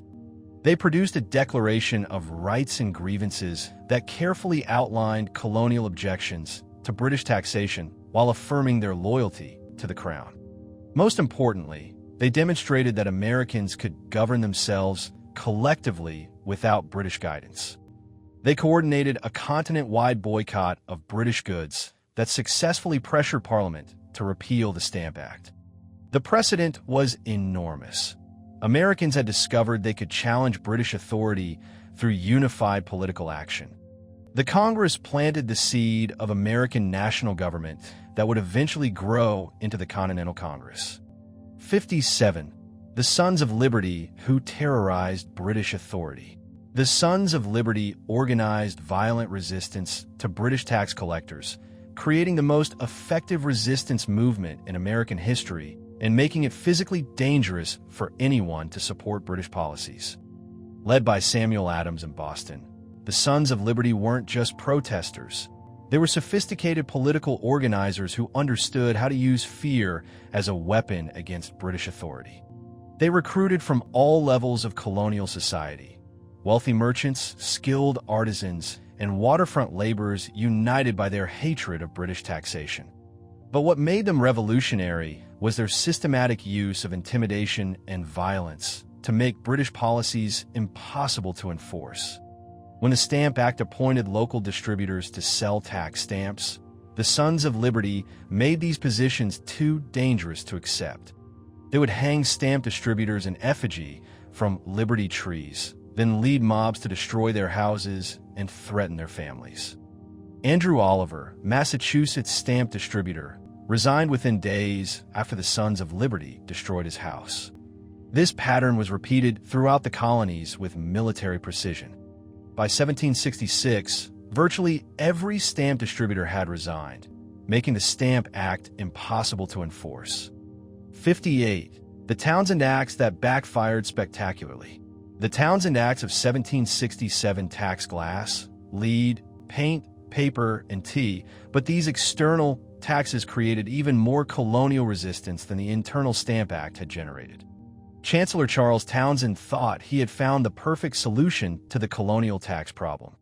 Since Americans had objected to the Stamp Act as an internal tax, he would impose external taxes on imported goods that colonists couldn't produce themselves. But Townshend completely misunderstood colonial objections to taxation. Americans hadn't opposed the Stamp Act because it was internal. They had opposed it because it was taxation without representation. The colonial response was swift and devastating. Merchants organized non-importation agreements, refusing to buy British goods until the taxes were repealed. Women organized spinning bees, making their own cloth instead of buying British textiles. The slogan by American, was born as colonists sought alternatives to British products. But the most effective resistance came from colonial women who controlled household consumption. When the Daughters of Liberty organized tea boycotts, they turned the private act of serving tea into a political statement. The boycotts were so effective that British exports to America dropped by 40% in 2 years. 59. The massacre that became propaganda. The Boston Massacre of 1770 killed 5 colonists, but this massacre became one of the most powerful propaganda tools in American history, demonstrating how colonial leaders could transform local incidents into continent-wide resistance movements. The incident began when a British sentry got into an argument with a colonial wigmaker's apprentice outside the custom house. A crowd gathered, throwing snowballs, rocks, and insults at the soldier. When more British troops arrived to help, the crowd grew larger and more aggressive. In the chaos that followed, British soldiers fired into the crowd, killing 5 colonists, including Crispus Attucks, a man of African and Native American ancestry. The facts were complex. British soldiers were surrounded by an angry mob, throwing projectiles and threatening violence. When later put on trial, most were acquitted after being defended by John Adams. But facts mattered less than propaganda. Samuel Adams immediately labeled the incident a massacre and commissioned Paul Revere to create an engraving showing British soldiers firing into a peaceful crowd. This image was completely inaccurate, but it was enormously effective. The Boston Massacre became a powerful symbol that colonial leaders used to maintain anti-British sentiment. 60. The tea monopoly that triggered rebellion. The Tea Act of 1773 gave the East India Company a monopoly on tea sales, creating the crisis that would lead directly to the Boston Tea Party and the final break between Britain and America.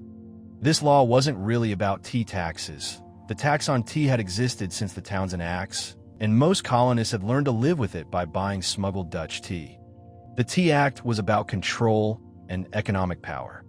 By giving the East India Company the right to sell tea directly to consumers through their own agents, the law bypassed colonial merchants entirely. The company could undersell colonial tea merchants, even including the tax, driving them out of business completely. If Britain could eliminate colonial merchants from the tea trade, what would stop them from doing the same with other products? But the real issue was political control. By appointing their own tea agents in each port, Britain was creating a network of officials who owed their positions entirely to British authority. The response was immediate and coordinated. In New York and Philadelphia, tea agents were forced to resign before the tea ships even arrived. But in Boston, the tea agents refused to resign, and Governor Thomas Hutchinson refused to let the tea ships leave. This standoff created the perfect conditions for the most famous act of colonial resistance. 61. The Tea Party that launched a revolution. The Boston Tea Party of 1773 destroyed 10,000 pounds worth of tea, representing the most organized, disciplined, and economically devastating act of colonial resistance yet, and forcing both Britain and America to choose between compromise and war. On the evening of December 16, 1773, about 100 to 150 colonists disguised as Mohawk Indians boarded 3 British ships in Boston Harbor and dumped 342 chests of tea into the water. The planning was meticulous. Samuel Adams and the Sons of Liberty had spent weeks organizing the action, recruiting participants, and coordinating with other colonial cities. The Indians were carefully chosen and trained. They knew exactly which ships to target, which chests contained tea, and how to dump the tea efficiently. The discipline was remarkable. The participants worked for 3 hours in complete silence, methodically dumping 10,000 pounds worth of tea into Boston Harbor. When they finished, they swept the ships clean, replaced a padlock they had broken, and even returned tea that had spilled into one participant's shoes. This wasn't a riot, it was a surgical political strike. The symbolism was perfect. By disguising themselves as Indians, the participants were rejecting their identity as British subjects and claiming America as their homeland. The Tea Party forced a crisis that neither side could avoid. 62. The Intolerable Acts that United America. The Intolerable Acts of 1774 closed Boston Harbor and revoked Massachusetts' charter, but instead of isolating Massachusetts, these harsh laws united all 13 colonies in opposition to British authority. Parliament passed what they called the Coercive Acts, for laws designed to punish Massachusetts for the Boston Tea Party and serve as a warning to other colonies. But colonists immediately renamed them the Intolerable Acts, and the response was exactly the opposite of what British officials intended. The Boston Port Act closed Boston Harbor until the city paid for the destroyed tea, essentially starving the city into submission. The Massachusetts Government Act revoked the colony's charter and gave the royal governor power to appoint local officials who had been elected for 130 years. The Administration of Justice Act allowed British officials accused of crimes to be tried in England rather than colonial courts. The Quartering Act forced colonists to house British soldiers in their homes.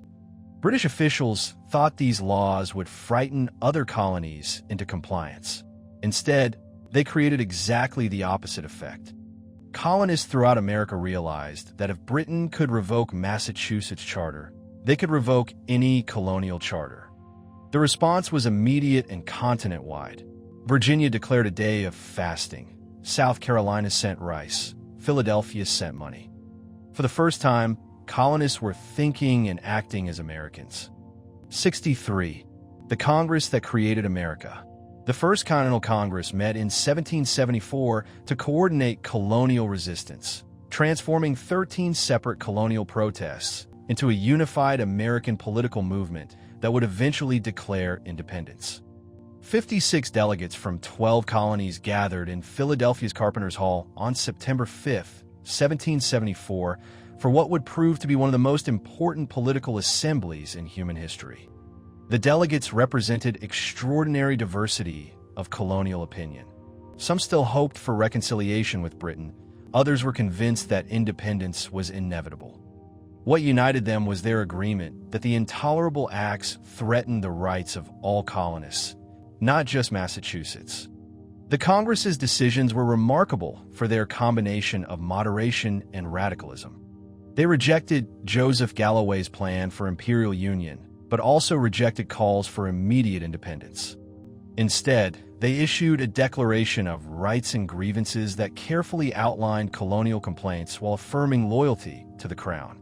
Most importantly, they created the Continental Association, a continent-wide boycott of British goods that would be enforced by locally elected committees. For the first time in American history, a single political authority was making decisions that affected all 13 colonies. The First Continental Congress had transformed colonial resistance from separate movements into a unified American political system. 64. The consumer power that challenged an empire. Colonists were purchasing £16 million worth of British goods annually by the 1760s, creating the economic leverage that made colonial boycotts so effective in forcing British policy changes. This enormous sum represented a fundamental shift in colonial society from subsistence living to consumer culture. By the 1760s, colonial families were buying imported goods not just for necessity, but for comfort and status. Fine china, silk clothing, books, furniture, and luxury items. The consumer revolution had made Americans part of a global marketplace with tastes and expectations that matched those of the British middle class. But this consumer power also created a political weapon of unprecedented effectiveness.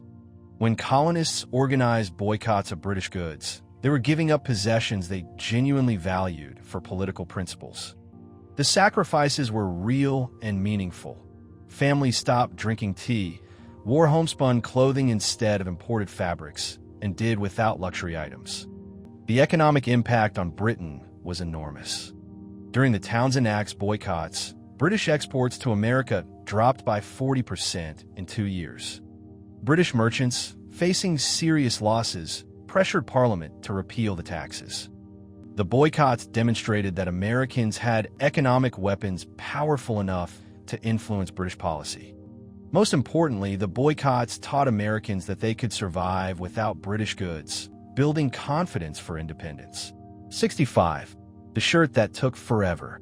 A single linen shirt required over 500 hours to produce from seed to finished garment, revealing the incredible labor intensity of colonial daily life and why clothing was so precious that it often appeared in wills. Imagine telling someone today that making one shirt would require over 500 hours of work spread across an entire year. The journey began in spring when families planted flax seeds in carefully prepared fields. After months of tending the crop, they harvested the flax plants and began the labor-intensive process of turning them into usable fiber. First came retting, soaking the flax for weeks until it rotted just enough to separate the fibers. Then breaking, scutching, and heckling, back-breaking processes that required specialized tools to extract the long, strong fibers. Next came spinning, where women spent countless hours at their wheels turning processed flax into thread. A skilled spinner might produce just one skein of yarn per day. Then came dyeing, using everything from indigo plants for blue to cochineal insects for red. Finally, the weaving began. Women set up their looms and methodically created fabric thread by thread. After weeks of weaving, they had enough material to cut and hand sew a shirt. This is why clothing was so precious in colonial times and why social status was literally written in the fabric you wore. 66. The colonial meal schedule. Colonial meals consisted of breakfast, dinner, midday, and supper, with dinner being the main meal of the day and revealing how colonial work patterns differed dramatically from modern schedules. The colonial daily schedule was organized around agricultural work and natural light patterns that seemed foreign to modern Americans. Breakfast was typically a simple meal of bread and milk, porridge, or leftover items, just enough to provide energy for the morning's work. Dinner, eaten at midday, was the main meal when families gather for the most substantial food of the day. This might include pudding, bread, meat, root vegetables, pickles, and cheese, a hearty meal designed to sustain people through afternoon labor. Supper was often similar to breakfast, featuring simple foods that could be prepared quickly after a long day of work. The timing reflected practical necessities.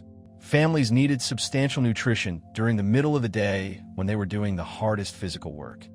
Evening meals were lighter because people would soon be going to bed, and cooking elaborate meals by candlelight was difficult and expensive. The meal schedule also reflected seasonal variations. Summer meals might include fresh vegetables and fruits, while winter meals relied heavily on preserved foods. Food was fuel for work rather than entertainment. Those special occasions featured more elaborate meals. 67. The Winter Pie Factory. Families made 40 to 50 pies at a time for winter consumption, turning late fall into a massive food preservation operation that could determine whether the family survived until spring. Picture this. As winter approached, colonial kitchens became food production factories where women worked around the clock to prepare enough preserved food to sustain their families through months when fresh food would be unavailable. The pie-making process was industrial in scale. Families would slaughter livestock in late fall when the weather was cold enough to preserve meat, but before winter made outdoor work impossible. Women would prepare enormous batches of mincemeat, combining chopped meat with suet, dried fruits, spices, and sometimes alcohol. They would make dozens of pie crusts at once, using techniques that allowed them to work efficiently with large quantities of dough. The pies were then baked in massive batches using outdoor ovens or large fireplaces that could accommodate multiple pies simultaneously. Once baked, the pies were stored in cold rooms or root cellars where they would freeze solid and remain preserved throughout the winter. A family might prepare 40 to 50 pies in a few days of intensive work, creating a supply of ready-to-eat meals that could be thawed and served whenever needed. This wasn't just cooking, it was survival strategy that required careful planning and sophisticated understanding of food preservation. 68. The slow-motion world. Travel was limited to about 30 miles per day by horseback, creating a world where distance was measured in days rather than hours, and where news traveled at the speed of horses. In colonial America, a journey from Boston to New York took 5 days under good conditions, while traveling from Charleston to Boston required 3 weeks of hard riding. These weren't vacation trips. They were serious expeditions requiring careful planning, supplies, and often armed escorts. Most colonial travel was on foot or horseback, moving at about 4 miles per hour on roads that were often little more than widened Indian trails. Weather could slow travel dramatically. Spring rains turned roads into impassable mud, while winter snow and ice made travel dangerous or impossible. Rivers had to be forded or crossed by ferry, adding hours or days to journeys. The slow pace of travel meant that news moved at the same speed as people. When the Boston Massacre occurred in March 1770, news didn't reach all 13 colonies for 6 weeks. This communication delay made coordinating colonial resistance extremely difficult and required careful advance planning. But the slow pace also created intimate connections between travelers and communities. Taverns serve as information centers where travelers shared news from distant places. Despite its limitations, this transportation network enabled the communication necessary for colonial resistance and eventual revolution. 69. The tavern democracy. Taverns served as social, political, and entertainment centers of colonial communities, functioning as the beating heart of colonial society, where democracy was actually practiced and news was shared. Forget everything you think you know about colonial taverns. These weren't just places to drink alcohol. They were complex institutions that combined the functions of modern internet cafes, news stations, hotels, restaurants, meeting halls, and community centers. When you walked into a colonial tavern, you entered the information hub of your community. In the main room, someone would be reading the latest newspaper aloud to a crowd of listeners. This was how illiterate colonists received news. Merchants conducted business deals at corner tables while travelers shared information from distant colonies. The tavern keeper maintained a guest register that served as an early social network.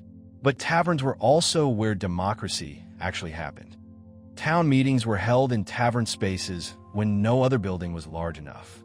Political debates raged over drinks, with citizens arguing about local issues and colonial policies. Even elections sometimes took place in tavern yards, with candidates buying drinks for potential voters. Entertainment was constant. Card games, dice, dancing, storytelling, and singing filled evening hours. For many colonists, especially those on isolated farms, the weekly trip to the tavern was their primary social interaction and connection to the broader world.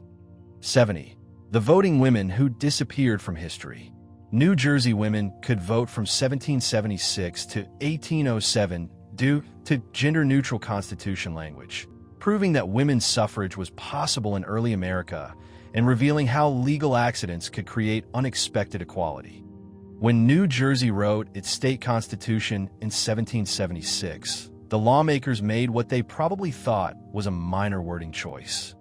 Instead of restricting voting to all free white male inhabitants, they wrote that all inhabitants of this colony, of full age, who were worth 50 pounds could vote. They likely assumed this was just a formality. After all, who would imagine women actually showing up at polling places? But women did show up, and not just a few token participants. In hotly contested elections, women comprised a significant portion of voters, sometimes nearly a quarter of all ballots cast. Picture the scene. Women in their finest dresses, walking confidently to polling places, demanding their constitutional right to vote while men stood around in shock. The system worked smoothly for over 30 years. Women voted for governors, legislators, and local officials, and their votes were counted equally with men's votes. Some elections were decided by female voters, demonstrating that women could participate meaningfully in democratic politics. The experiment ended in 1807 when a controversial election saw accusations of fraud. The legislature used this controversy to restrict voting to white male citizens only. For 31 years, New Jersey had proved that women could participate in democracy perfectly well. 71. The legal system that erased women. Under coverture laws, married women legally ceased to exist, demonstrating how legal systems could create systematic inequality while revealing the stark contradictions in colonial ideas about freedom. The legal principle was elegantly simple and completely devastating. The husband and wife are one person in law, and the very being or legal existence of a woman is suspended during the marriage. This wasn't just theoretical.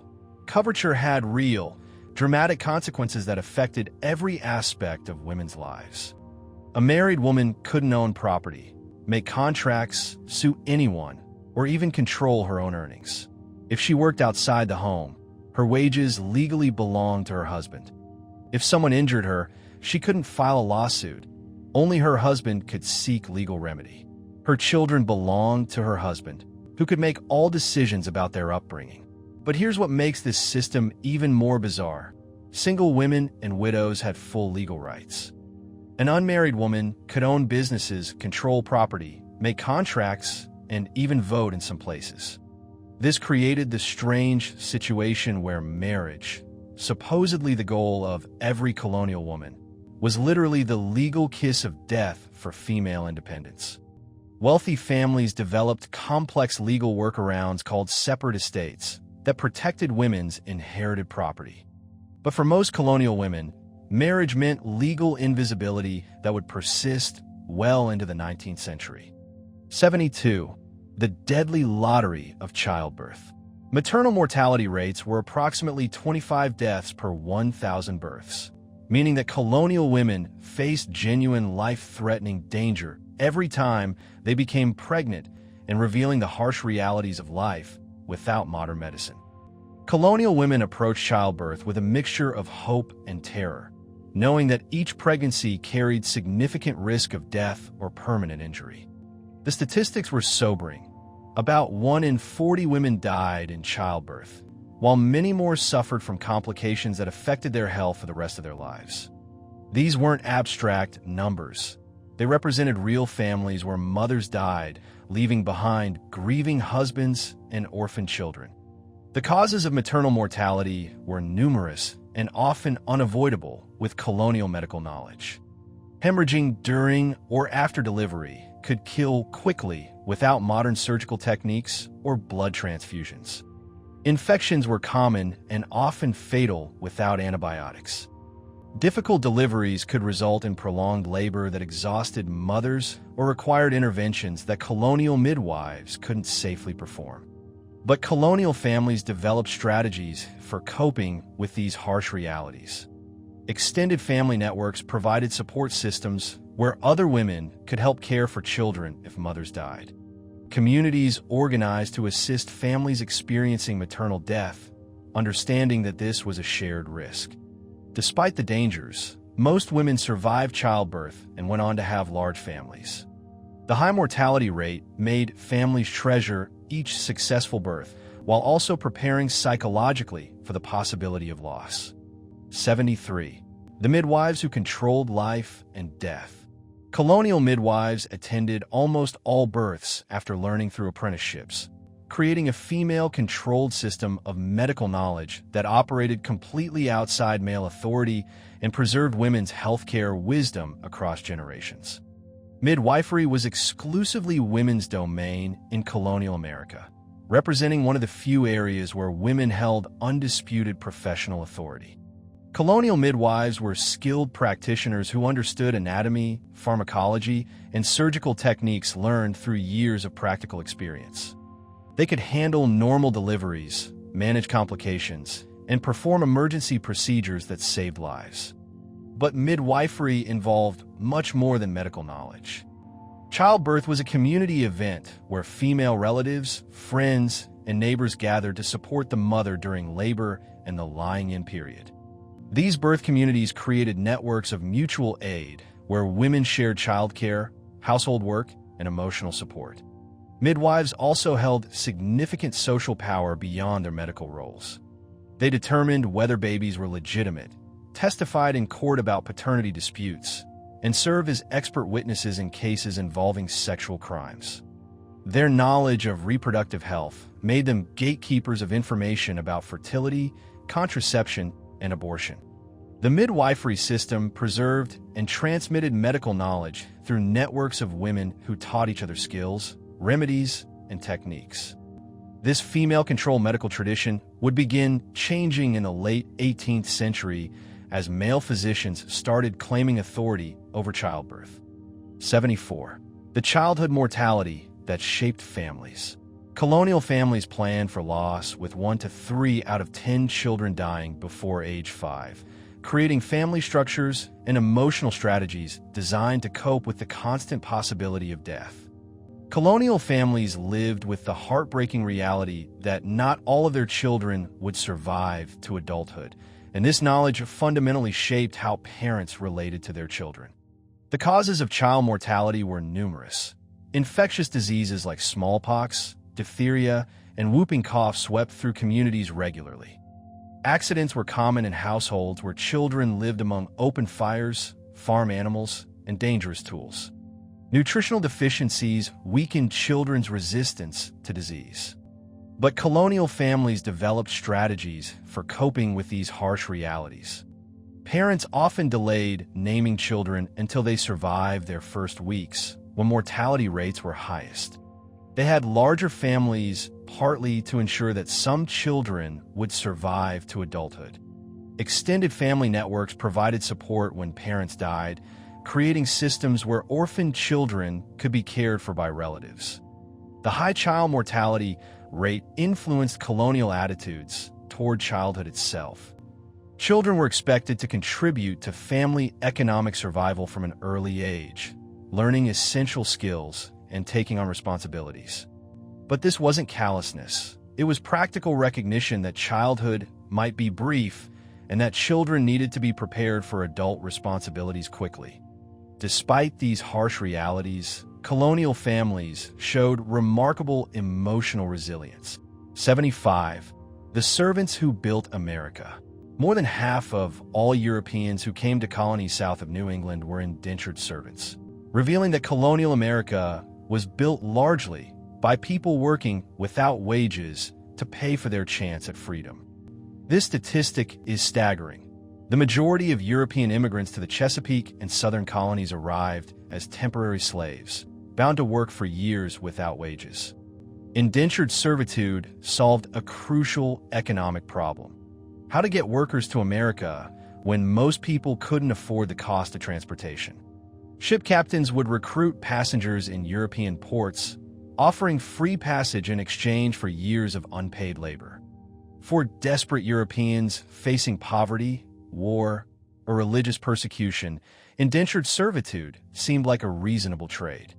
The contracts were specific and legally binding. Servants agreed to work faithfully for their masters, couldn't marry without permission, couldn't travel without passes, and could be bought and sold like property. Masters provided food, clothing, shelter, and sometimes basic education, but working conditions were often brutal. The system worked differently in different regions. In the Chesapeake, servants primarily worked tobacco plantations, while in Pennsylvania, they often worked for farmers and artisans. The crucial difference from slavery was that indentured servitude was temporary. After completing their terms, servants received freedom dues, typically clothing, tools, and sometimes land, that gave them a start in independent life. 76. The price of freedom. Indentured servants worked 4 to 7 years to pay for their passage, demonstrating how expensive Atlantic transportation was and revealing the desperation that drove European immigration to America. The length of service depended on several factors: age at arrival, skills possessed, and the terms negotiated with ship captains or colonial masters. Young, unskilled workers typically served 7 years, while older workers with valuable skills might serve only 4 years. Women often served longer terms than men, reflecting both their lower economic value in colonial labor markets and the additional costs of transporting female passengers. Children who arrived without parents might be bound until they reached age 21, essentially giving away their entire childhood. The work was hard and the conditions often harsh. Indentured servants performed the same labor as enslaved people. clearing forests, planting and harvesting crops, building houses and barns, and doing domestic work. They were fed simple foods, housed in basic quarters, and provided minimal clothing. Masters could discipline servants physically, extend their terms for infractions, and sell their contracts to other masters. But the promise of freedom sustained hope through years of bondage. Servants knew that their suffering was temporary and that they would eventually gain the chance to build independent lives. The system provided social mobility that was impossible in Europe, where class boundaries were largely fixed. 77. The economic shift that created racial slavery. In the 1680s, indentured servant costs increased 60% due to rising tobacco prices, creating the economic incentive that drove the shift from temporary white servitude to permanent black slavery. This price increase wasn't arbitrary. It reflected the explosive growth of tobacco profits that made plantation labor incredibly valuable. European demand for Virginia tobacco had created a boom economy where successful planters were making enormous fortunes. Ship captains quickly realized they could charge premium prices for servants when tobacco profits were soaring. At the same time, the transatlantic slave trade was expanding, offering planters an alternative labor source. The economics were brutal but simple. An indentured servant might cost 15 pounds and work for 4 to 7 years before gaining freedom. An enslaved person cost 25 pounds, more expensive initially, but work for life and their children would also be enslaved. For tobacco planters making massive profits, the long-term calculation was compelling. Why pay increasing prices for temporary workers when you could invest in permanent labor? The shift wasn't immediate. It happened gradually over several decades as economic incentives made slavery more attractive than indentured servitude. Legal changes followed economic decisions. As more planters chose enslaved over indentured workers, colonial laws evolved to support permanent bondage while restricting the rights of enslaved people. 78. The tobacco empire that funded a revolution. Virginia produced 29 million pounds of tobacco annually by 1709, creating one of the most profitable agricultural enterprises in human history and generating the wealth that would finance the American Revolution. To put this in perspective, Virginia was shipping over 14,000 tons of tobacco to European markets every year, an enormous quantity that made the colony incredibly wealthy. The profits were staggering, with successful tobacco planters earning returns of 20 to 30% annually on their investments. This made Virginia planters some of the wealthiest people in British America, with the largest plantations generating incomes equivalent to millions of dollars today. Tobacco cultivation was incredibly labor-intensive, requiring year-round work in planting, tending, harvesting, and processing the crop. The work was also skilled. Workers had to understand soil preparation, plant spacing, pest control, and the complex curing process. This made enslaved labor particularly valuable because planters could train workers in specialized techniques while retaining their labor permanently. The tobacco economy created Virginia's planter aristocracy, families like the Washingtons, Jeffersons, and Lees who would later lead the American Revolution. Their political careers were financed by tobacco profits generated through enslaved labor. When these same men later declared that all men are created equal, they were creating the fundamental contradiction that would haunt American society. 79. The Atlantic Slave Trade's American Chapter. About 400,000 enslaved Africans were brought to North America, 6% of total slave trade. Yet this relatively small percentage would create the largest enslaved population in the Americas through natural increase. Between 1501 and 1867, nearly 13 million Africans were trafficked across the Atlantic, with about 2 million dying during the horrific Middle Passage. Of the 11 million who survived to reach the Americas, only about 400,000 came to North America. The vast majority went to Brazil and the Caribbean Sugar Islands, where mortality rates were so high that enslaved populations couldn't sustain themselves. But North America was different. The climate was more temperate, The work was often less deadly than sugar cultivation, and enslaved people gradually developed immunities to European diseases. Most importantly, North American slave owners gradually learned that preserving enslaved people's health was economically beneficial. This led to better nutrition, housing, and medical care than in other slave societies, not from humanitarian motives, but from economic calculation. The result was unprecedented population growth through natural increase. By 1776, the enslaved population had grown to nearly 500,000 people, making North America unique among slave societies. This demographic success made slavery more entrenched in American society, not less. A growing enslaved population meant that entire regions were built on forced labor, creating economic and social systems that were difficult to change. 80. The population explosion that strengthened slavery. The enslaved population grew to nearly 500,000 by 1776 through natural increase, creating a demographic reality that made slavery more entrenched in American society rather than facilitating its elimination.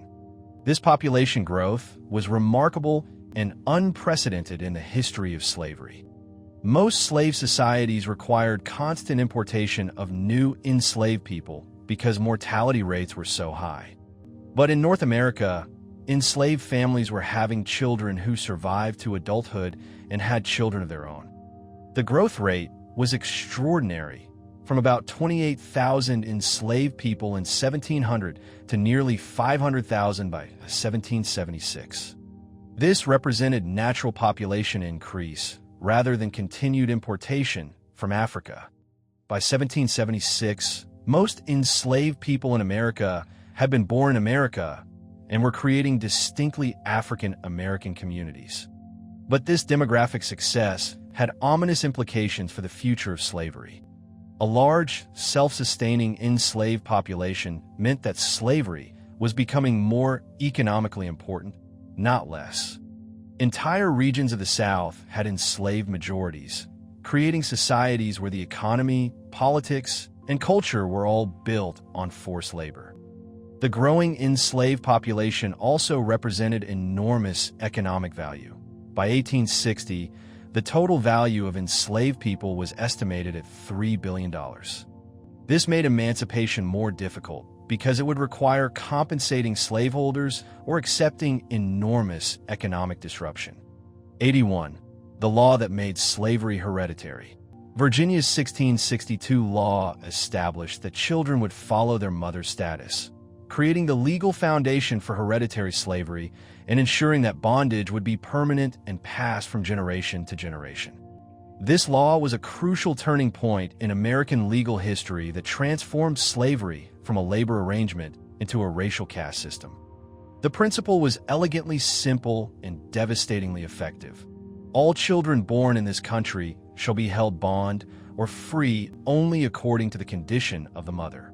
This meant that if a mother was enslaved, her children would automatically be enslaved regardless of who their father was. The law solved several problems from the slaveholder's perspective. It eliminated any ambiguity about the status of children born to enslaved women. It ensured that the enslaved population would reproduce itself without requiring continued importation from Africa. Most cynically, it created incentives for sexual exploitation of enslaved women by making their children valuable property. The law also established the principle that enslaved status was inherited rather than the result of individual circumstances. This made slavery a permanent condition that couldn't be escaped through conversion to Christianity, military service, or other means. The hereditary principle meant that slavery would continue indefinitely unless actively abolished by law. Children born into slavery had no hope of freedom except through the voluntary action of their masters. 82.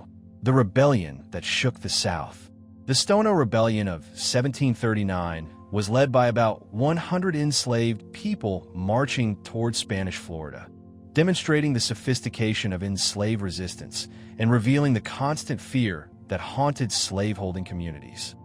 On Sunday, September 9, 1739, near Charleston, South Carolina, about 20 enslaved people broke into a store, seized weapons and ammunition, and began marching south towards Spanish territory. This wasn't a spontaneous uprising. It was a carefully planned military operation led by an Angolan named Jimmy, who understood European military tactics. Spain had issued proclamations offering freedom to any enslaved person who escaped from British colonies and converted to Catholicism. Word of this opportunity had spread through secret communication networks that enslaved people used to share information. The rebels carried banners and beat drums as they marched, turning their escape into a liberation army that grew as they freed more enslaved people. At its peak, the group numbered around 100 people marching in military formation toward freedom. They showed remarkable discipline, killing only those who resisted and sparing others who didn't interfere. The rebellion covered about 15 miles before colonial militia caught up with them, leading to a battle that killed dozens of rebels. The aftermath was brutal. Surviving rebels were executed, some by slow torture designed to terrorize other enslaved people. But the Stono Rebellion had demonstrated that enslaved people could organize sophisticated resistance movements. 83. The laws that crushed resistance. The Negro Act of 1740 prohibited enslaved people from growing food, assembling, or learning to read, representing the systematic legal response to slave rebellion that aimed to destroy African American culture and prevent future resistance. Passed in direct response to the Stono Rebellion, this comprehensive law was designed to eliminate every possible avenue for enslaved resistance while destroying the cultural practices that maintained African American identity. The law prohibited enslaved people from growing their own food, eliminating the economic independence that had allowed some to save money and potentially purchase freedom. It banned assemblies of more than a few enslaved people, making it illegal for them to worship together, celebrate cultural traditions, or plan collective action. Most devastatingly, it prohibited teaching enslaved people to read or write, ensuring that they couldn't access information, communicate across distances, or develop intellectual tools for resistance. The law also banned drums and other musical instruments that enslaved people used for communication and cultural expression. It required enslaved people to carry passes when traveling and gave any white person the authority to demand identification. It established harsh penalties for any resistance: death for striking a white person, severe whipping for minor infractions, and rewards for white people who killed enslaved people attempting to escape. But despite these comprehensive restrictions, enslaved people found ways to preserve their culture and maintain resistance networks. They developed subtle forms of communication, preserved oral traditions, created syncretic religions, and continued planning escapes and rebellions. The Negro Act revealed both the determination of slaveholders to maintain control and the persistent resistance that made such laws necessary. 84. The precision that amazed Europe. Colonial gunsmiths achieved barrel tolerances within 0.0005 inches using hand tools, demonstrating that American craftsmen could achieve precision manufacturing that rivaled modern machinery using only 18th century technology. Think about what this means: 5/10,000ths of an inch, a tolerance so precise that it's barely visible to the naked eye. German immigrant gunsmiths in Pennsylvania were achieving this level of precision using hand-operated boring machines, water power, and tools they made themselves. The process was incredibly demanding and required extraordinary skill. The gunsmith would start with a rough iron bar and slowly, methodically bore out the barrel using a long cutting tool rotated by hand and water power. The cutting had to be perfectly uniform along the entire length of the barrel. Any variation would affect accuracy and could make the weapon dangerous. The slightest mistake during months of careful work would ruin the entire barrel. This precision was achieved through techniques passed down from master to apprentice over generations, combined with American innovations. The gunsmiths understood metallurgy, physics, and mathematics in ways that allowed them to calculate angles, stresses, and tolerances with remarkable accuracy. The result was the Pennsylvania long rifle, which was far superior to standard military muskets in accuracy and range. European visitors were amazed by the precision of American-made firearms, recognizing that colonial craftsmen had achieved technological capabilities that matched European standards. This demonstrated that Americans possessed the technical skills and innovative capacity needed to compete with the world's most advanced manufacturing centers. 85. The masterpiece that took months.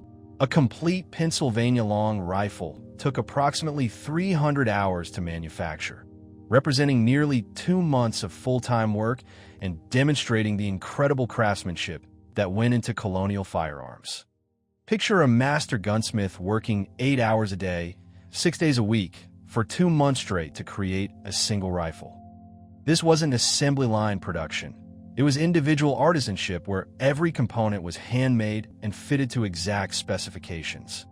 The process began with selecting and preparing the iron bar that would become the barrel. The gunsmith had to understand metallurgy well enough to choose iron with the right carbon content and structural properties. Then came the careful boring process, turning the solid bar into a precise tube using water-powered machinery and hand tools. The rifling came next, cutting spiral grooves into the barrel interior that would spin the bullet for accuracy. This required mathematical precision to calculate the rate of twist that would stabilize different bullet weights. While the barrel was being prepared, the gunsmith would carve the wooden stock from seasoned hardwood, shaping it to fit both the barrel and the shooter's body.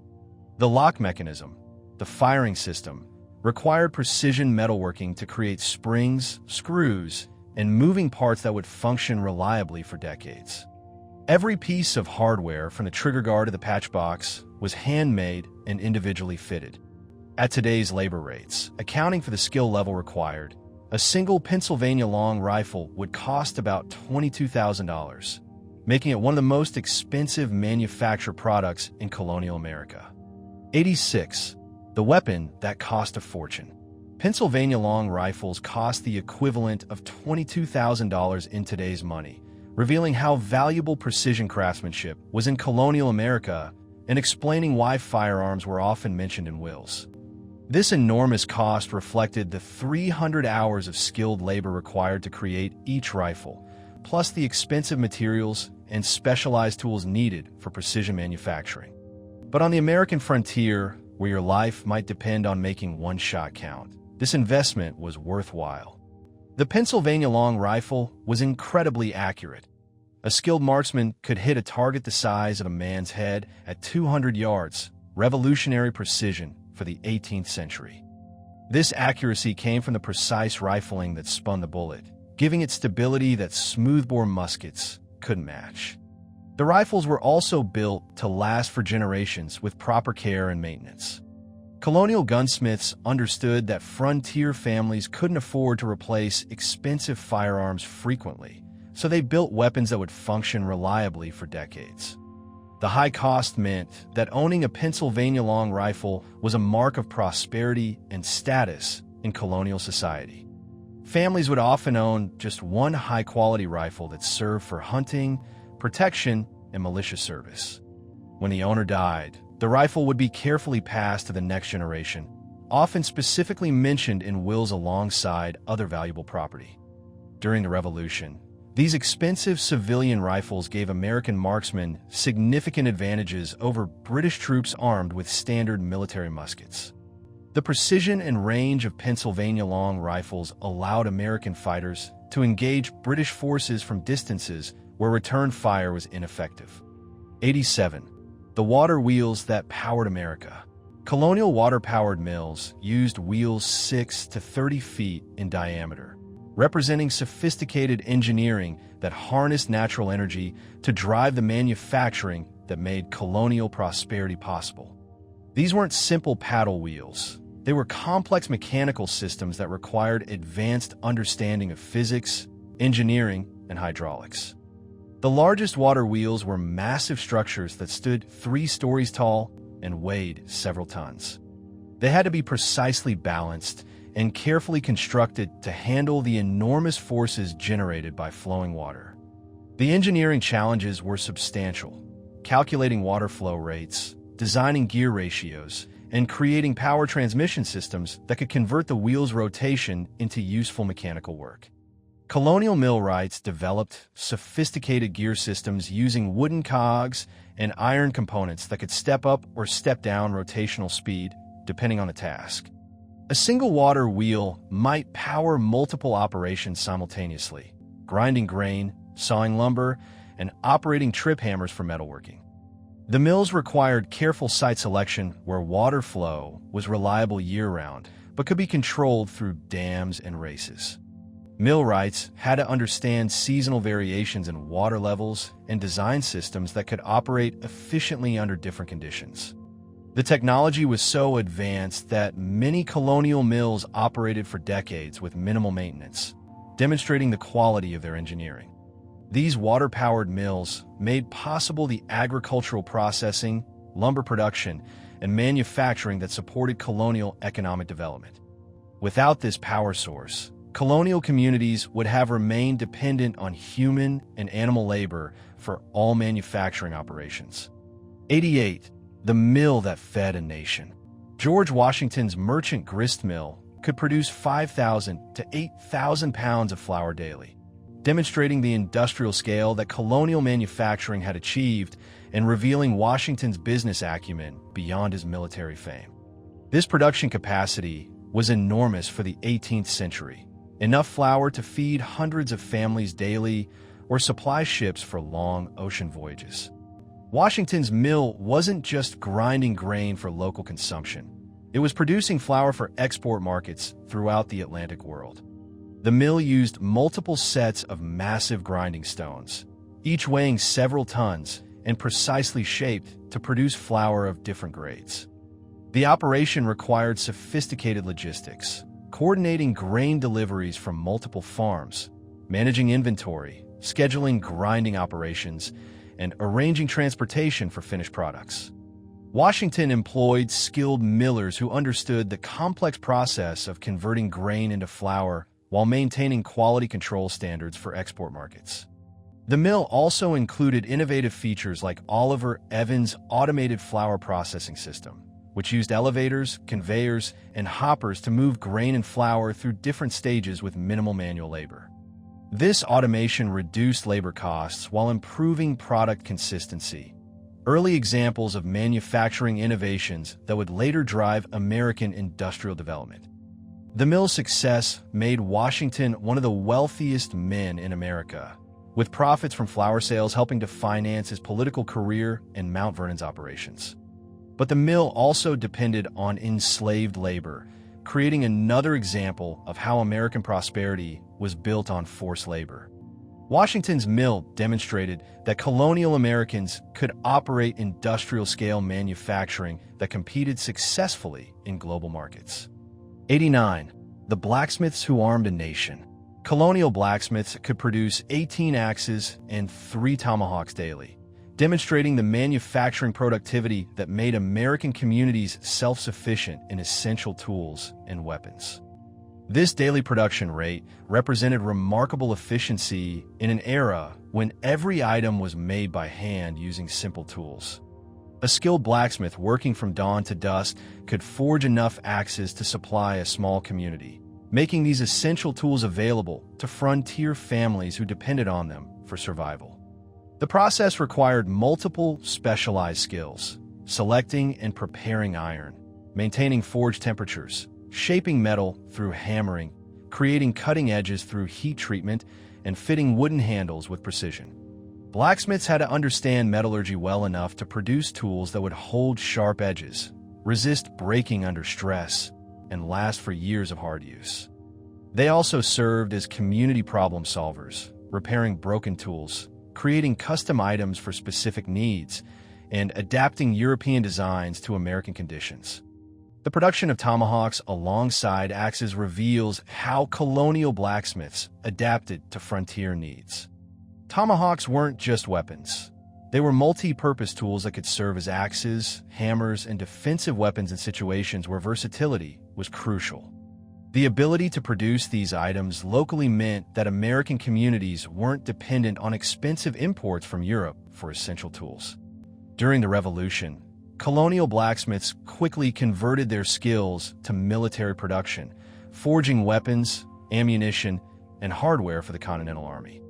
This manufacturing capacity, distributed throughout colonial communities, gave Americans crucial logistical advantages during the War for Independence. 90. The houses that conquered winter.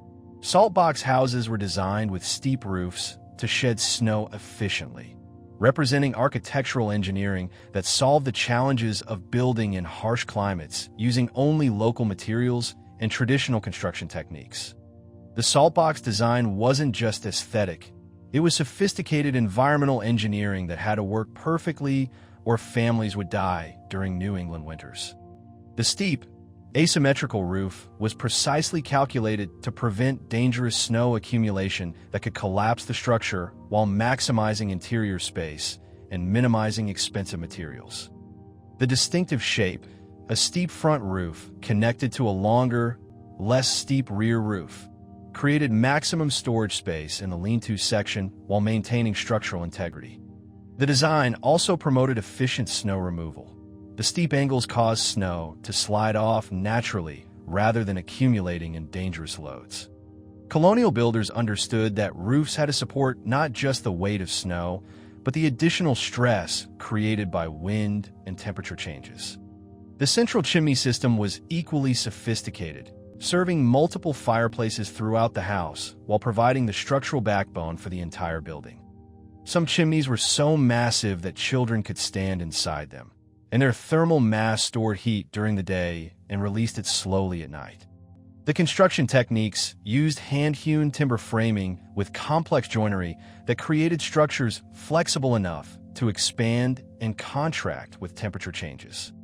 Many salt box houses built in the 1600s are still occupied today, demonstrating the durability of colonial engineering and construction methods. 91. The education law that created American literacy.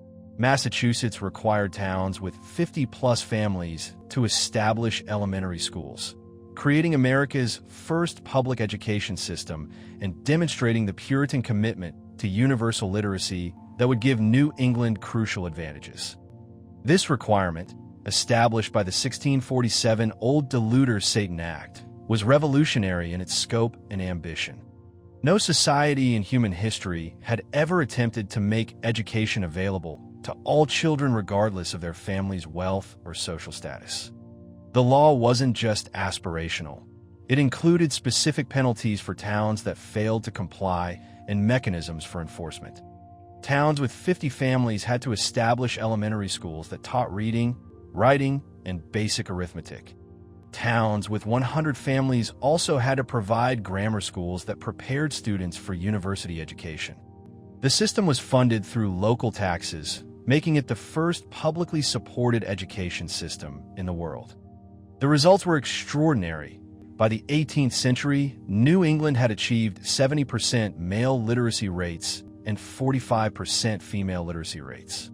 This educational advantage would prove crucial during the imperial crisis when Americans needed to read and understand complex political arguments. The literacy created by Massachusetts education laws provided the intellectual foundation that made the American Revolution possible.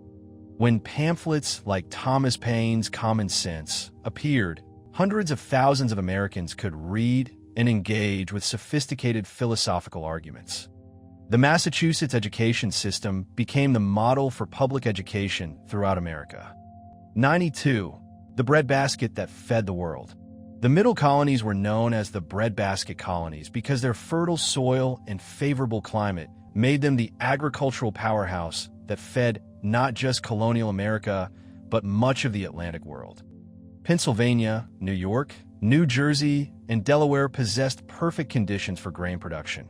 Fertile glacial soils, moderate climate with adequate rainfall, and broad navigable rivers. German and Scots-Irish immigrants brought advanced farming techniques that maximized agricultural productivity through crop rotation, scientific fertilization, and selective breeding. Where New England struggled with rocky soil and short growing seasons, and the South focused on cash crops like tobacco and rice, the middle colonies found their calling in feeding people. Pennsylvania led the way, becoming the premier food producer in colonial America. By 1770, Pennsylvania was exporting over 350,000 bushels of wheat annually, plus enormous quantities of flour, bread, corn, and other grain products. The agricultural abundance flowed down the Delaware and Hudson rivers to Philadelphia and New York, then across the Atlantic to feed European cities and Caribbean sugar islands. This agricultural success had profound implications for American development. It meant that colonial America could feed itself while producing massive surpluses for export. It created the wealth that would finance the American Revolution and demonstrated that America could be economically independent of Europe. The breadbasket colonies proved that America could feed the world, establishing the agricultural abundance that would become a defining characteristic of American society. 93. The multicultural miracle. Pennsylvania had no single ethnic majority by the 1750s, creating America's first experiment in cultural pluralism where different ethnic groups had to learn to coexist peacefully while maintaining their distinct identities. This demographic reality was unprecedented in world history. A society where English, German, Scots-Irish, Welsh, Dutch, Swedish, and other groups all lived together without any single culture dominating. By 1750, Germans comprised about 1/3 of Pennsylvania's population, English Quakers another third, and Scots-Irish Presbyterians most of the remainder. Philadelphia became a city where you could hear half a dozen languages spoken on any street corner and where different religious denominations worshipped freely. What made this diversity work was the Quaker commitment to religious tolerance and peaceful coexistence. Unlike other colonies where established churches controlled religious life, Pennsylvania allowed different denominations to worship freely and participate equally in civic affairs. The economic benefits were enormous. Different ethnic groups brought different skills, knowledge, and trade connections that enriched the entire colony. German farmers introduced advanced agricultural techniques. Scots-Irish settlers provided frontier defense expertise, and English merchants connected Pennsylvania to global trading networks. But the diversity also created tensions and challenges.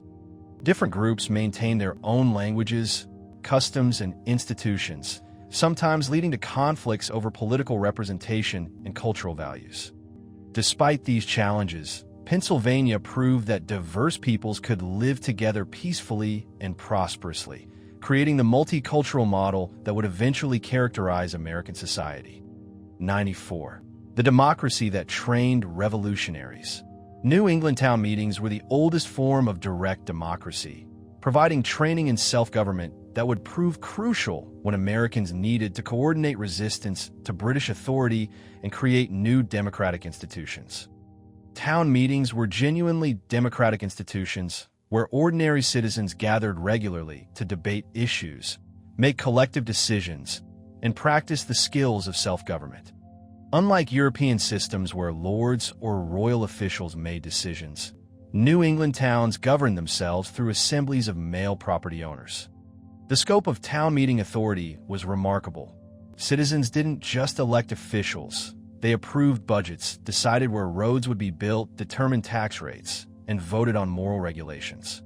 If you wanted to open a business, build a fence that crossed public land, or change the location of the town pound, you had to convince your neighbors in open debate. The meetings were genuine exercises in direct democracy where citizens researched issues, presented arguments, listened to opposing viewpoints, and negotiated compromises. They learned to speak in public, analyze complex problems, and work together to solve community challenges. These skills proved invaluable during the imperial crisis when colonists needed to coordinate resistance to British policies and organize boycotts. Thomas Jefferson called town meetings the perfect exercise of self-government and for its preservation, recognizing their crucial role in training Americans for democratic citizenship. When Americans later created new forms of government, They drew heavily on the democratic traditions they had learned in New England town meetings. 95. The plantation system that shaped a region. Southern colonies developed a plantation-based economy focused on cash crops, creating a distinctive society built on large-scale agriculture, enslaved labor, and rigid social hierarchy that would influence American politics for centuries. The plantation system emerged from the perfect combination of climate, soil, and crops that made large-scale agriculture incredibly profitable. Virginia's tobacco, South Carolina's rice and indigo, and later Georgia's cotton created wealth that allowed plantation owners to live like European aristocrats. But plantations weren't just farms. They were complex economic and social institutions that functioned like small towns with their own internal governance systems. Large plantations housed and supported hundreds of people in self-sufficient communities that included crop cultivation, livestock raising, food processing, and skilled crafts. The social hierarchy was rigid and clearly defined. Planter families at the top living in elegant mansions, white overseers managing daily operations, poor whites serving as artisans and small farmers, and enslaved people performing the labor. The plantation system created the wealth that allowed Southern planters to participate in high politics and intellectual life. Many of America's most famous revolutionary leaders, including George Washington, Thomas Jefferson, and James Madison, were plantation owners whose political careers were financed by enslaved labor. But the system also created the fundamental contradiction that would eventually tear the nation apart. Revolutionary leaders fighting for freedom while holding hundreds of people in bondage. The plantation economy shaped Southern society in ways that persisted long after slavery ended, influencing politics, culture, and social relationships for generations. 96. The bestseller that educated a nation. The New England Primer sold 6 to 8 million copies between 1690 to 1830, making it one of the most influential books in American history and demonstrating how a single publication could shape the intellectual development of an entire society. These sales figures are staggering when you consider the colonial population. The primer was probably in nearly every household that could afford to buy books. For 140 years, this little book was teaching American children to read while simultaneously providing moral education and religious instruction. The primer's success came from its brilliant understanding of how children learn. Instead of abstract lessons, it used concrete images and memorable rhymes. In Adam's fall, we sinned all, for the letter A became embedded in American cultural memory. Each letter came with a small woodcut illustration that reinforced the lesson visually, helping children associate symbols with sounds and meanings. The book combined basic literacy with moral education, ensuring that learning to read was inseparable from learning to be a proper citizen. But the primer's influence went far beyond individual literacy. It created shared cultural references that connected Americans across regional boundaries. Children throughout New England were learning the same lessons, memorizing the same verses, and absorbing the same moral principles. This created a common intellectual foundation that would prove crucial when Americans needed to coordinate political resistance.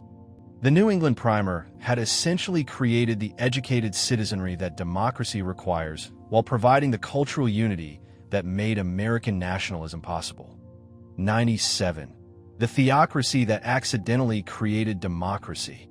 Puritan theocracy dominated New England religious life, but this attempt to create a perfect Christian society accidentally produced the most democratic political culture in the world through its emphasis on educated participation. The Puritans came to America believing they could build a city upon a hill, a perfect Christian community that would serve as an example to the entire world. They established congregational churches as the official religion and required church membership for political participation in many communities. Ministers held enormous influence over community life, interpreting biblical principles that guided both religious and secular decisions. The theocratic system seemed designed to create rigid religious control over every aspect of life. But Puritan theology contained a democratic paradox. If every individual could have a direct relationship with God, then every church member should participate in religious governance. Congregational churches were governed by their members rather than by appointed bishops or hierarchical authority. Church members elected their ministers, made decisions about doctrine and discipline, and participated in religious debates that required careful study of complex theological questions. This religious democracy trained Puritans in the skills of self-government, researching issues, presenting arguments, listening to opposing views, and accepting majority decisions. The intellectual demands of Puritan religious life also created pressure for universal education so that everyone could read the Bible. When political conflicts with Britain arose, New Englanders had decades of experience in democratic participation, educated debate, and resistance to authority they considered illegitimate. 98. The tolerance that shocked the world. The Middle Colonies had the greatest religious diversity with written freedom of religion laws, creating a society where multiple denominations coexisted peacefully in ways that seemed impossible to European observers. This religious diversity was unprecedented in the Christian world, where most societies were dominated by single established churches that persecuted other denominations. But in Pennsylvania, New York, New Jersey, and Delaware, Quakers, Lutherans, Reformed churches, Presbyterians, Baptists, Methodists, Anglicans, and even small Jewish congregations all worshiped freely. The diversity wasn't just tolerated, it was legally protected through written guarantees of religious freedom that were revolutionary for their time. Pennsylvania's frame of government explicitly protected liberty of conscience, while New York's Charter of Liberties guaranteed that no person would be molested for their faith. This legal protection created a religious marketplace where different denominations competed for members through persuasion rather than persecution. Churches had to attract followers by offering compelling religious experiences rather than relying on government support. The result was vibrant religious life that encouraged innovation, adaptation, and responsiveness to popular needs. Different denominations established their own schools, colleges, and charitable institutions while participating together in civic life. They learned to disagree about religious matters while cooperating on secular issues that affected the entire community. This experience with religious pluralism provided practical training in the tolerance and compromise that democratic societies require. When Americans later needed to create a nation that could accommodate citizens of different faiths, the Middle Colonies had already demonstrated that religious diversity could be a source of strength. 99.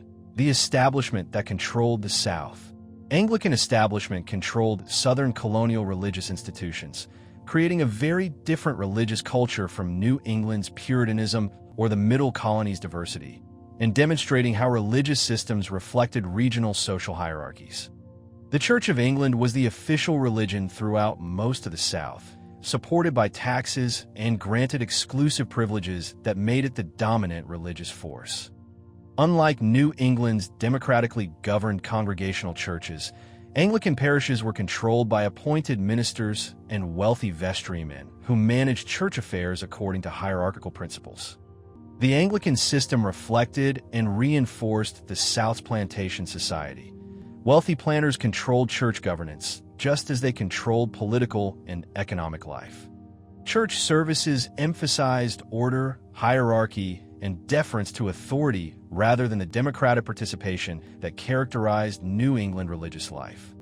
The established church also played a crucial role in legitimizing slavery by teaching that social hierarchies were divinely ordained and that enslaved people should accept their condition with Christian resignation. Anglican ministers often served as chaplains on large plantations, providing religious instruction that emphasized obedience rather than liberation. But the Anglican establishment faced growing challenges from dissenting denominations that appealed to small farmers, poor whites, and even some enslaved people. Baptists, Methodists, and Presbyterians offered more democratic religious experiences and sometimes questioned the morality of slavery. The Great Awakening weakened Anglican dominance by encouraging religious enthusiasm and individual spiritual experience that bypassed established church authority.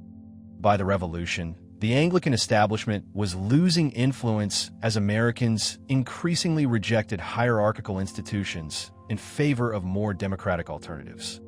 100. The medicine that killed more than it cured.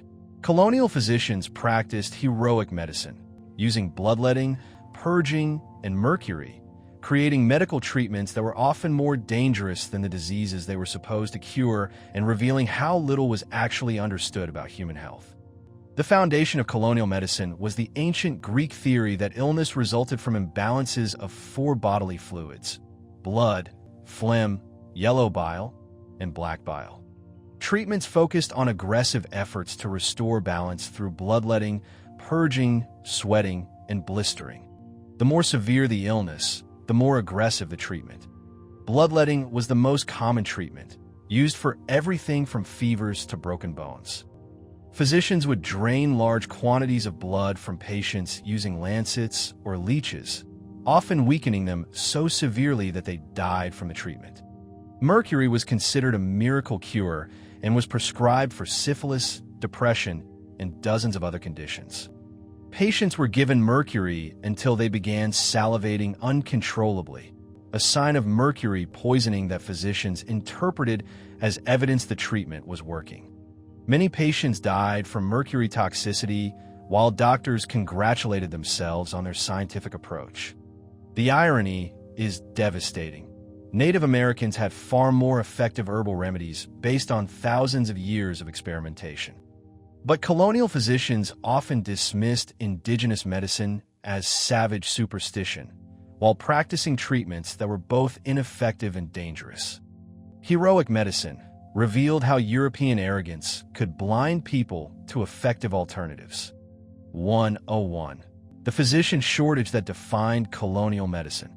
Only about 200 university-trained physicians served all 13 colonies by the 1770s, meaning that most colonial medical care was provided by people with minimal formal training and revealing how different medical practice was from modern standards.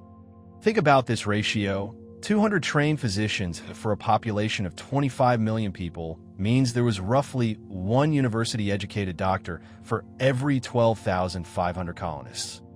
Most colonial communities had no access to formally trained physicians and relied instead on local practitioners who had learned through apprenticeships, folk healers who used traditional remedies, or ministers who combined spiritual and physical healing.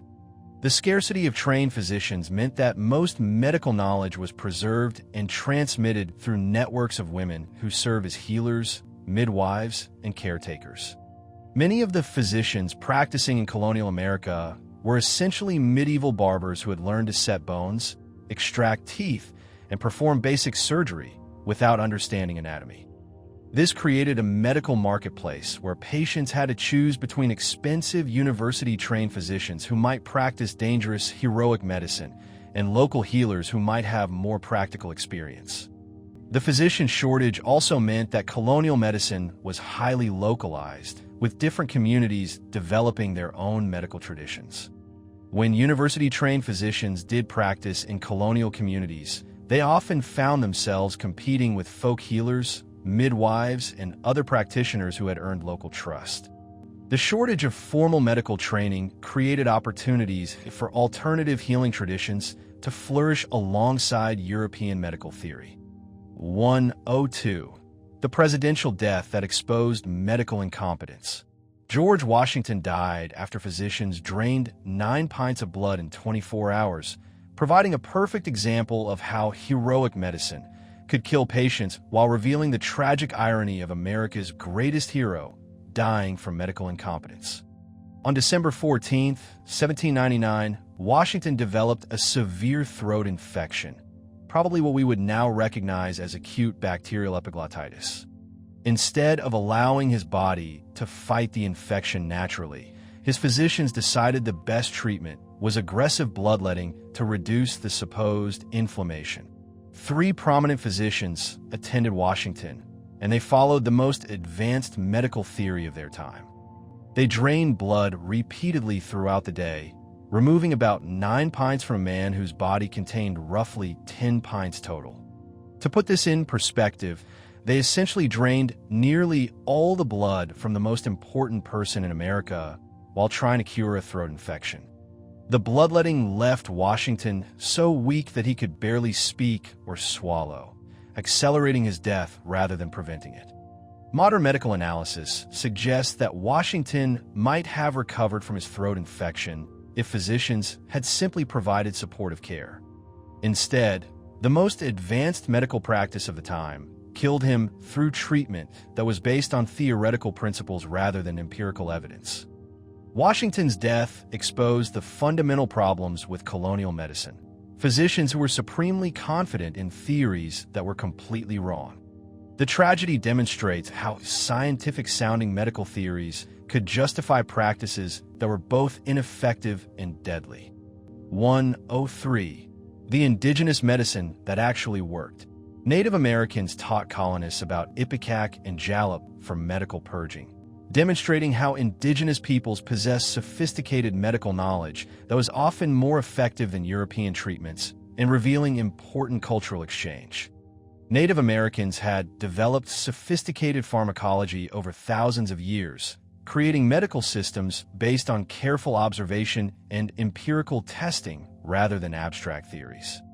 They understood which plants could treat specific conditions, how to prepare them for maximum effectiveness, and how to combine different remedies for complex medical problems. Ipecac, derived from a South American plant, was an effective treatment for certain types of poisoning that could induce vomiting to expel harmful substances. Jalap, from a Mexican plant, was a powerful purgative that could treat digestive disorders when used correctly. But Native Americans used these substances as part of comprehensive medical systems that emphasize prevention, holistic treatment, and careful attention to dosage. European physicians often adopted indigenous remedies without understanding the broader medical context that made them effective.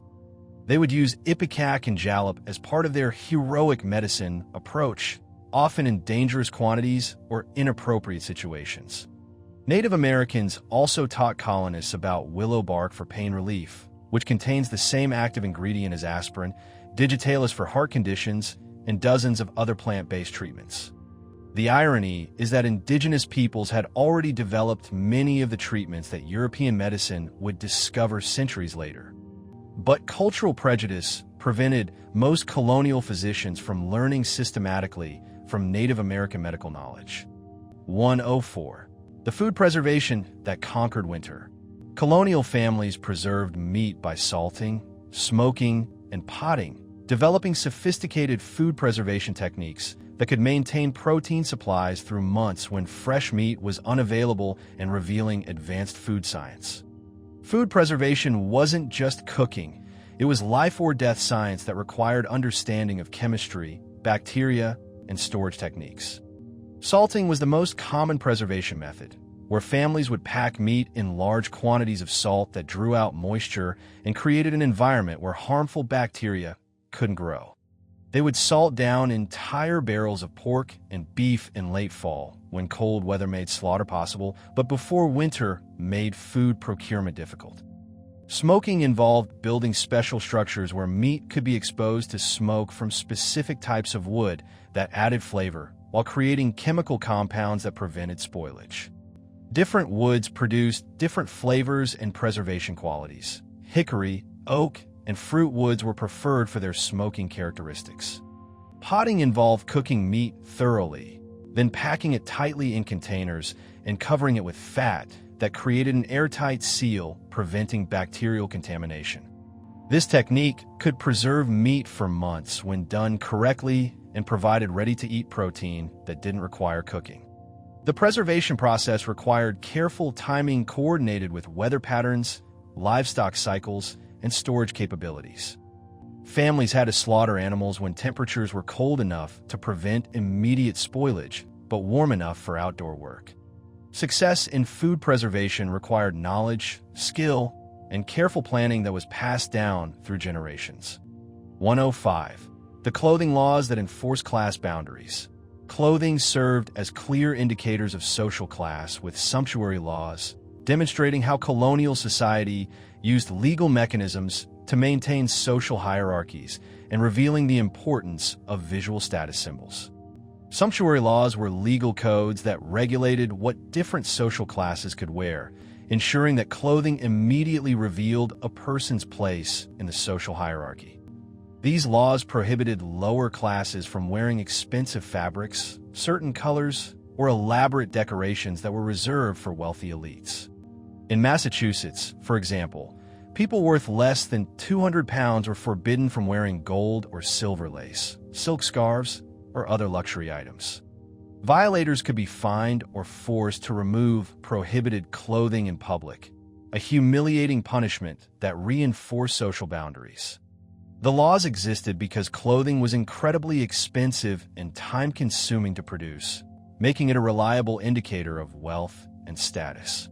A silk gown might represent months of a working family's income, while fine linen shirts could cost the equivalent of hundreds of dollars today.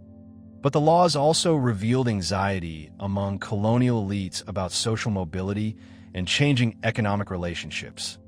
In a society where successful merchants or skilled artisans might accumulate wealth quickly, clothing provided a way to maintain traditional class distinctions. The enforcement of sumptuary laws also created opportunities for social conflict when people attempted to dress above their station. These laws gradually disappeared as colonial society became more democratic and economically mobile, but they reveal how deeply early Americans cared about visual markers of social status. 106. The housing evolution that revealed prosperity. Early colonial homes evolved from wattle and daub to sophisticated structures, demonstrating how housing reflected the gradual prosperity and cultural development of colonial society while revealing the progression from survival to comfort. The first colonial shelters were barely better than camping. Settlers dug caves into hillsides, built lean-tos against trees, and constructed what they called English wigwams, using Native American techniques. These temporary structures were meant to provide immediate protection while families built more permanent housing. But for many colonists, temporary stretched into years of primitive living. Wattle and daub construction involved weaving branches between wooden posts, then covering the framework with a mixture of mud, clay, and straw. This created walls that provided basic weather protection but required constant maintenance and offered minimal insulation. As communities stabilized and prospered, colonists began building the frame houses we now associate with colonial architecture. These structures used sophisticated timber framing techniques with hand-hewn beams fitted together through complex joinery. The evolution of housing styles reflected both increasing prosperity and cultural adaptation to American conditions. New England saltbox designs optimized for snow loads and heating efficiency, while Southern houses emphasized cooling and ventilation.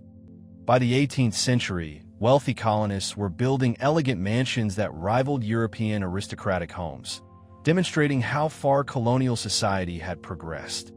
The housing evolution revealed not just increasing wealth, but growing confidence in America as a permanent home rather than a temporary refuge. 107. The houses that survived centuries. Some saltbox houses built in the 1600s are still occupied today, proving that colonial construction techniques created buildings so durable they could survive 400 years of use while demonstrating the quality of early American craftsmanship.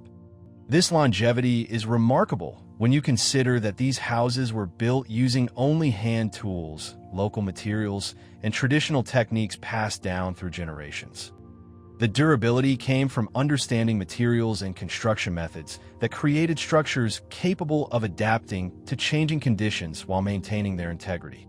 Colonial builders used massive hand-hewn timber frames with complex joinery that distributed structural loads efficiently and allowed buildings to flex with wind and temperature changes. They understood that wood needed to move with seasonal changes, so they designed joints that could accommodate expansion and contraction. The foundations were built on carefully selected stones that provided stable support while allowing for drainage and preventing moisture problems. The siding and roofing materials were chosen and installed to shed water effectively while providing insulation and weather protection. But the real secret of colonial construction durability was the quality of materials and craftsmanship. Builders selected old-growth timber that was dense, strong, and resistant to decay. They used traditional techniques like mortise and tenon joinery that created connections stronger than the wood itself. They built with the expectation that their structures would need to last for generations, taking time to do work correctly. Many of these 400-year-old houses are not just standing, but actively occupied by families who appreciate their historical character and proven durability. 108. The transportation that moved at walking speed. Colonial transportation was dominated by horses with travel at 4 miles per hour, creating a world where distance was measured in days rather than hours, and where the pace of life was fundamentally different from modern experience. Most colonial travel happened on foot or horseback along roads that were often little more than widened Native American trails, winding through forests and around natural obstacles. A journey from Boston to New York took 5 days under good conditions, while traveling from Charleston to Boston required 3 weeks of hard riding. Weather could dramatically slow travel. Spring rains turned roads into impassable mud, while winter snow and ice made travel dangerous or impossible. Rivers had to be forded or crossed by ferry, adding hours or days to journeys, depending on water levels and ferry availability. The slow pace meant that news traveled at the speed of horses, creating communication delays that made coordination difficult, but also creating intimate connections between travelers and communities. Travelers relied on taverns and private homes for lodging, food, and information about road conditions ahead. Local residents gathered to hear news from distant places, making every traveler a potential source of information about the wider world. Despite its limitations, this transportation network enabled the communication necessary for colonial resistance and eventual revolution. When the Boston Massacre occurred in March 1770, news reached all 13 colonies within 6 weeks, remarkably fast considering the distances. The transportation system also shaped colonial economics by determining which products could be profitably moved to market. 109. The wagons that carried a nation. Conestoga wagons could haul up to 6 tons of freight, representing the heavy-duty transportation technology that moved goods across colonial America and demonstrating the sophisticated engineering that supported colonial commerce. These massive wagons were engineering marvels designed specifically for long-distance freight transportation across rough terrain with heavy loads. Conestoga wagons were much larger than typical farm carts or passenger vehicles. They measured up to 26 feet long and could carry enormous loads. The design included several innovative features: curved floors that prevented cargo from shifting during travel, canvas covers that protected goods from weather, and massive iron-reinforced wheels. The wagons required teams of 6 to 8 horses or oxen to pull their heavy loads, representing significant investment in both vehicles and animals. Professional teamsters drove these wagons along established routes, developing expertise in managing large animal teams and navigating challenging terrain. The Conestoga wagon became essential to colonial commerce, moving everything from manufactured goods and farm products to raw materials and household items. They connected frontier communities to coastal markets, allowing inland producers to participate in Atlantic trade networks. The wagons also supported westward expansion by providing reliable means for families to transport their possessions to new settlements. During the Revolution, Conestoga wagons proved crucial for military logistics, moving supplies, ammunition, and equipment for the Continental Army. The technology represented colonial engineering at its most practical and effective, creating transportation solutions adapted specifically to American conditions. 110. The agricultural revolution that saved colonists.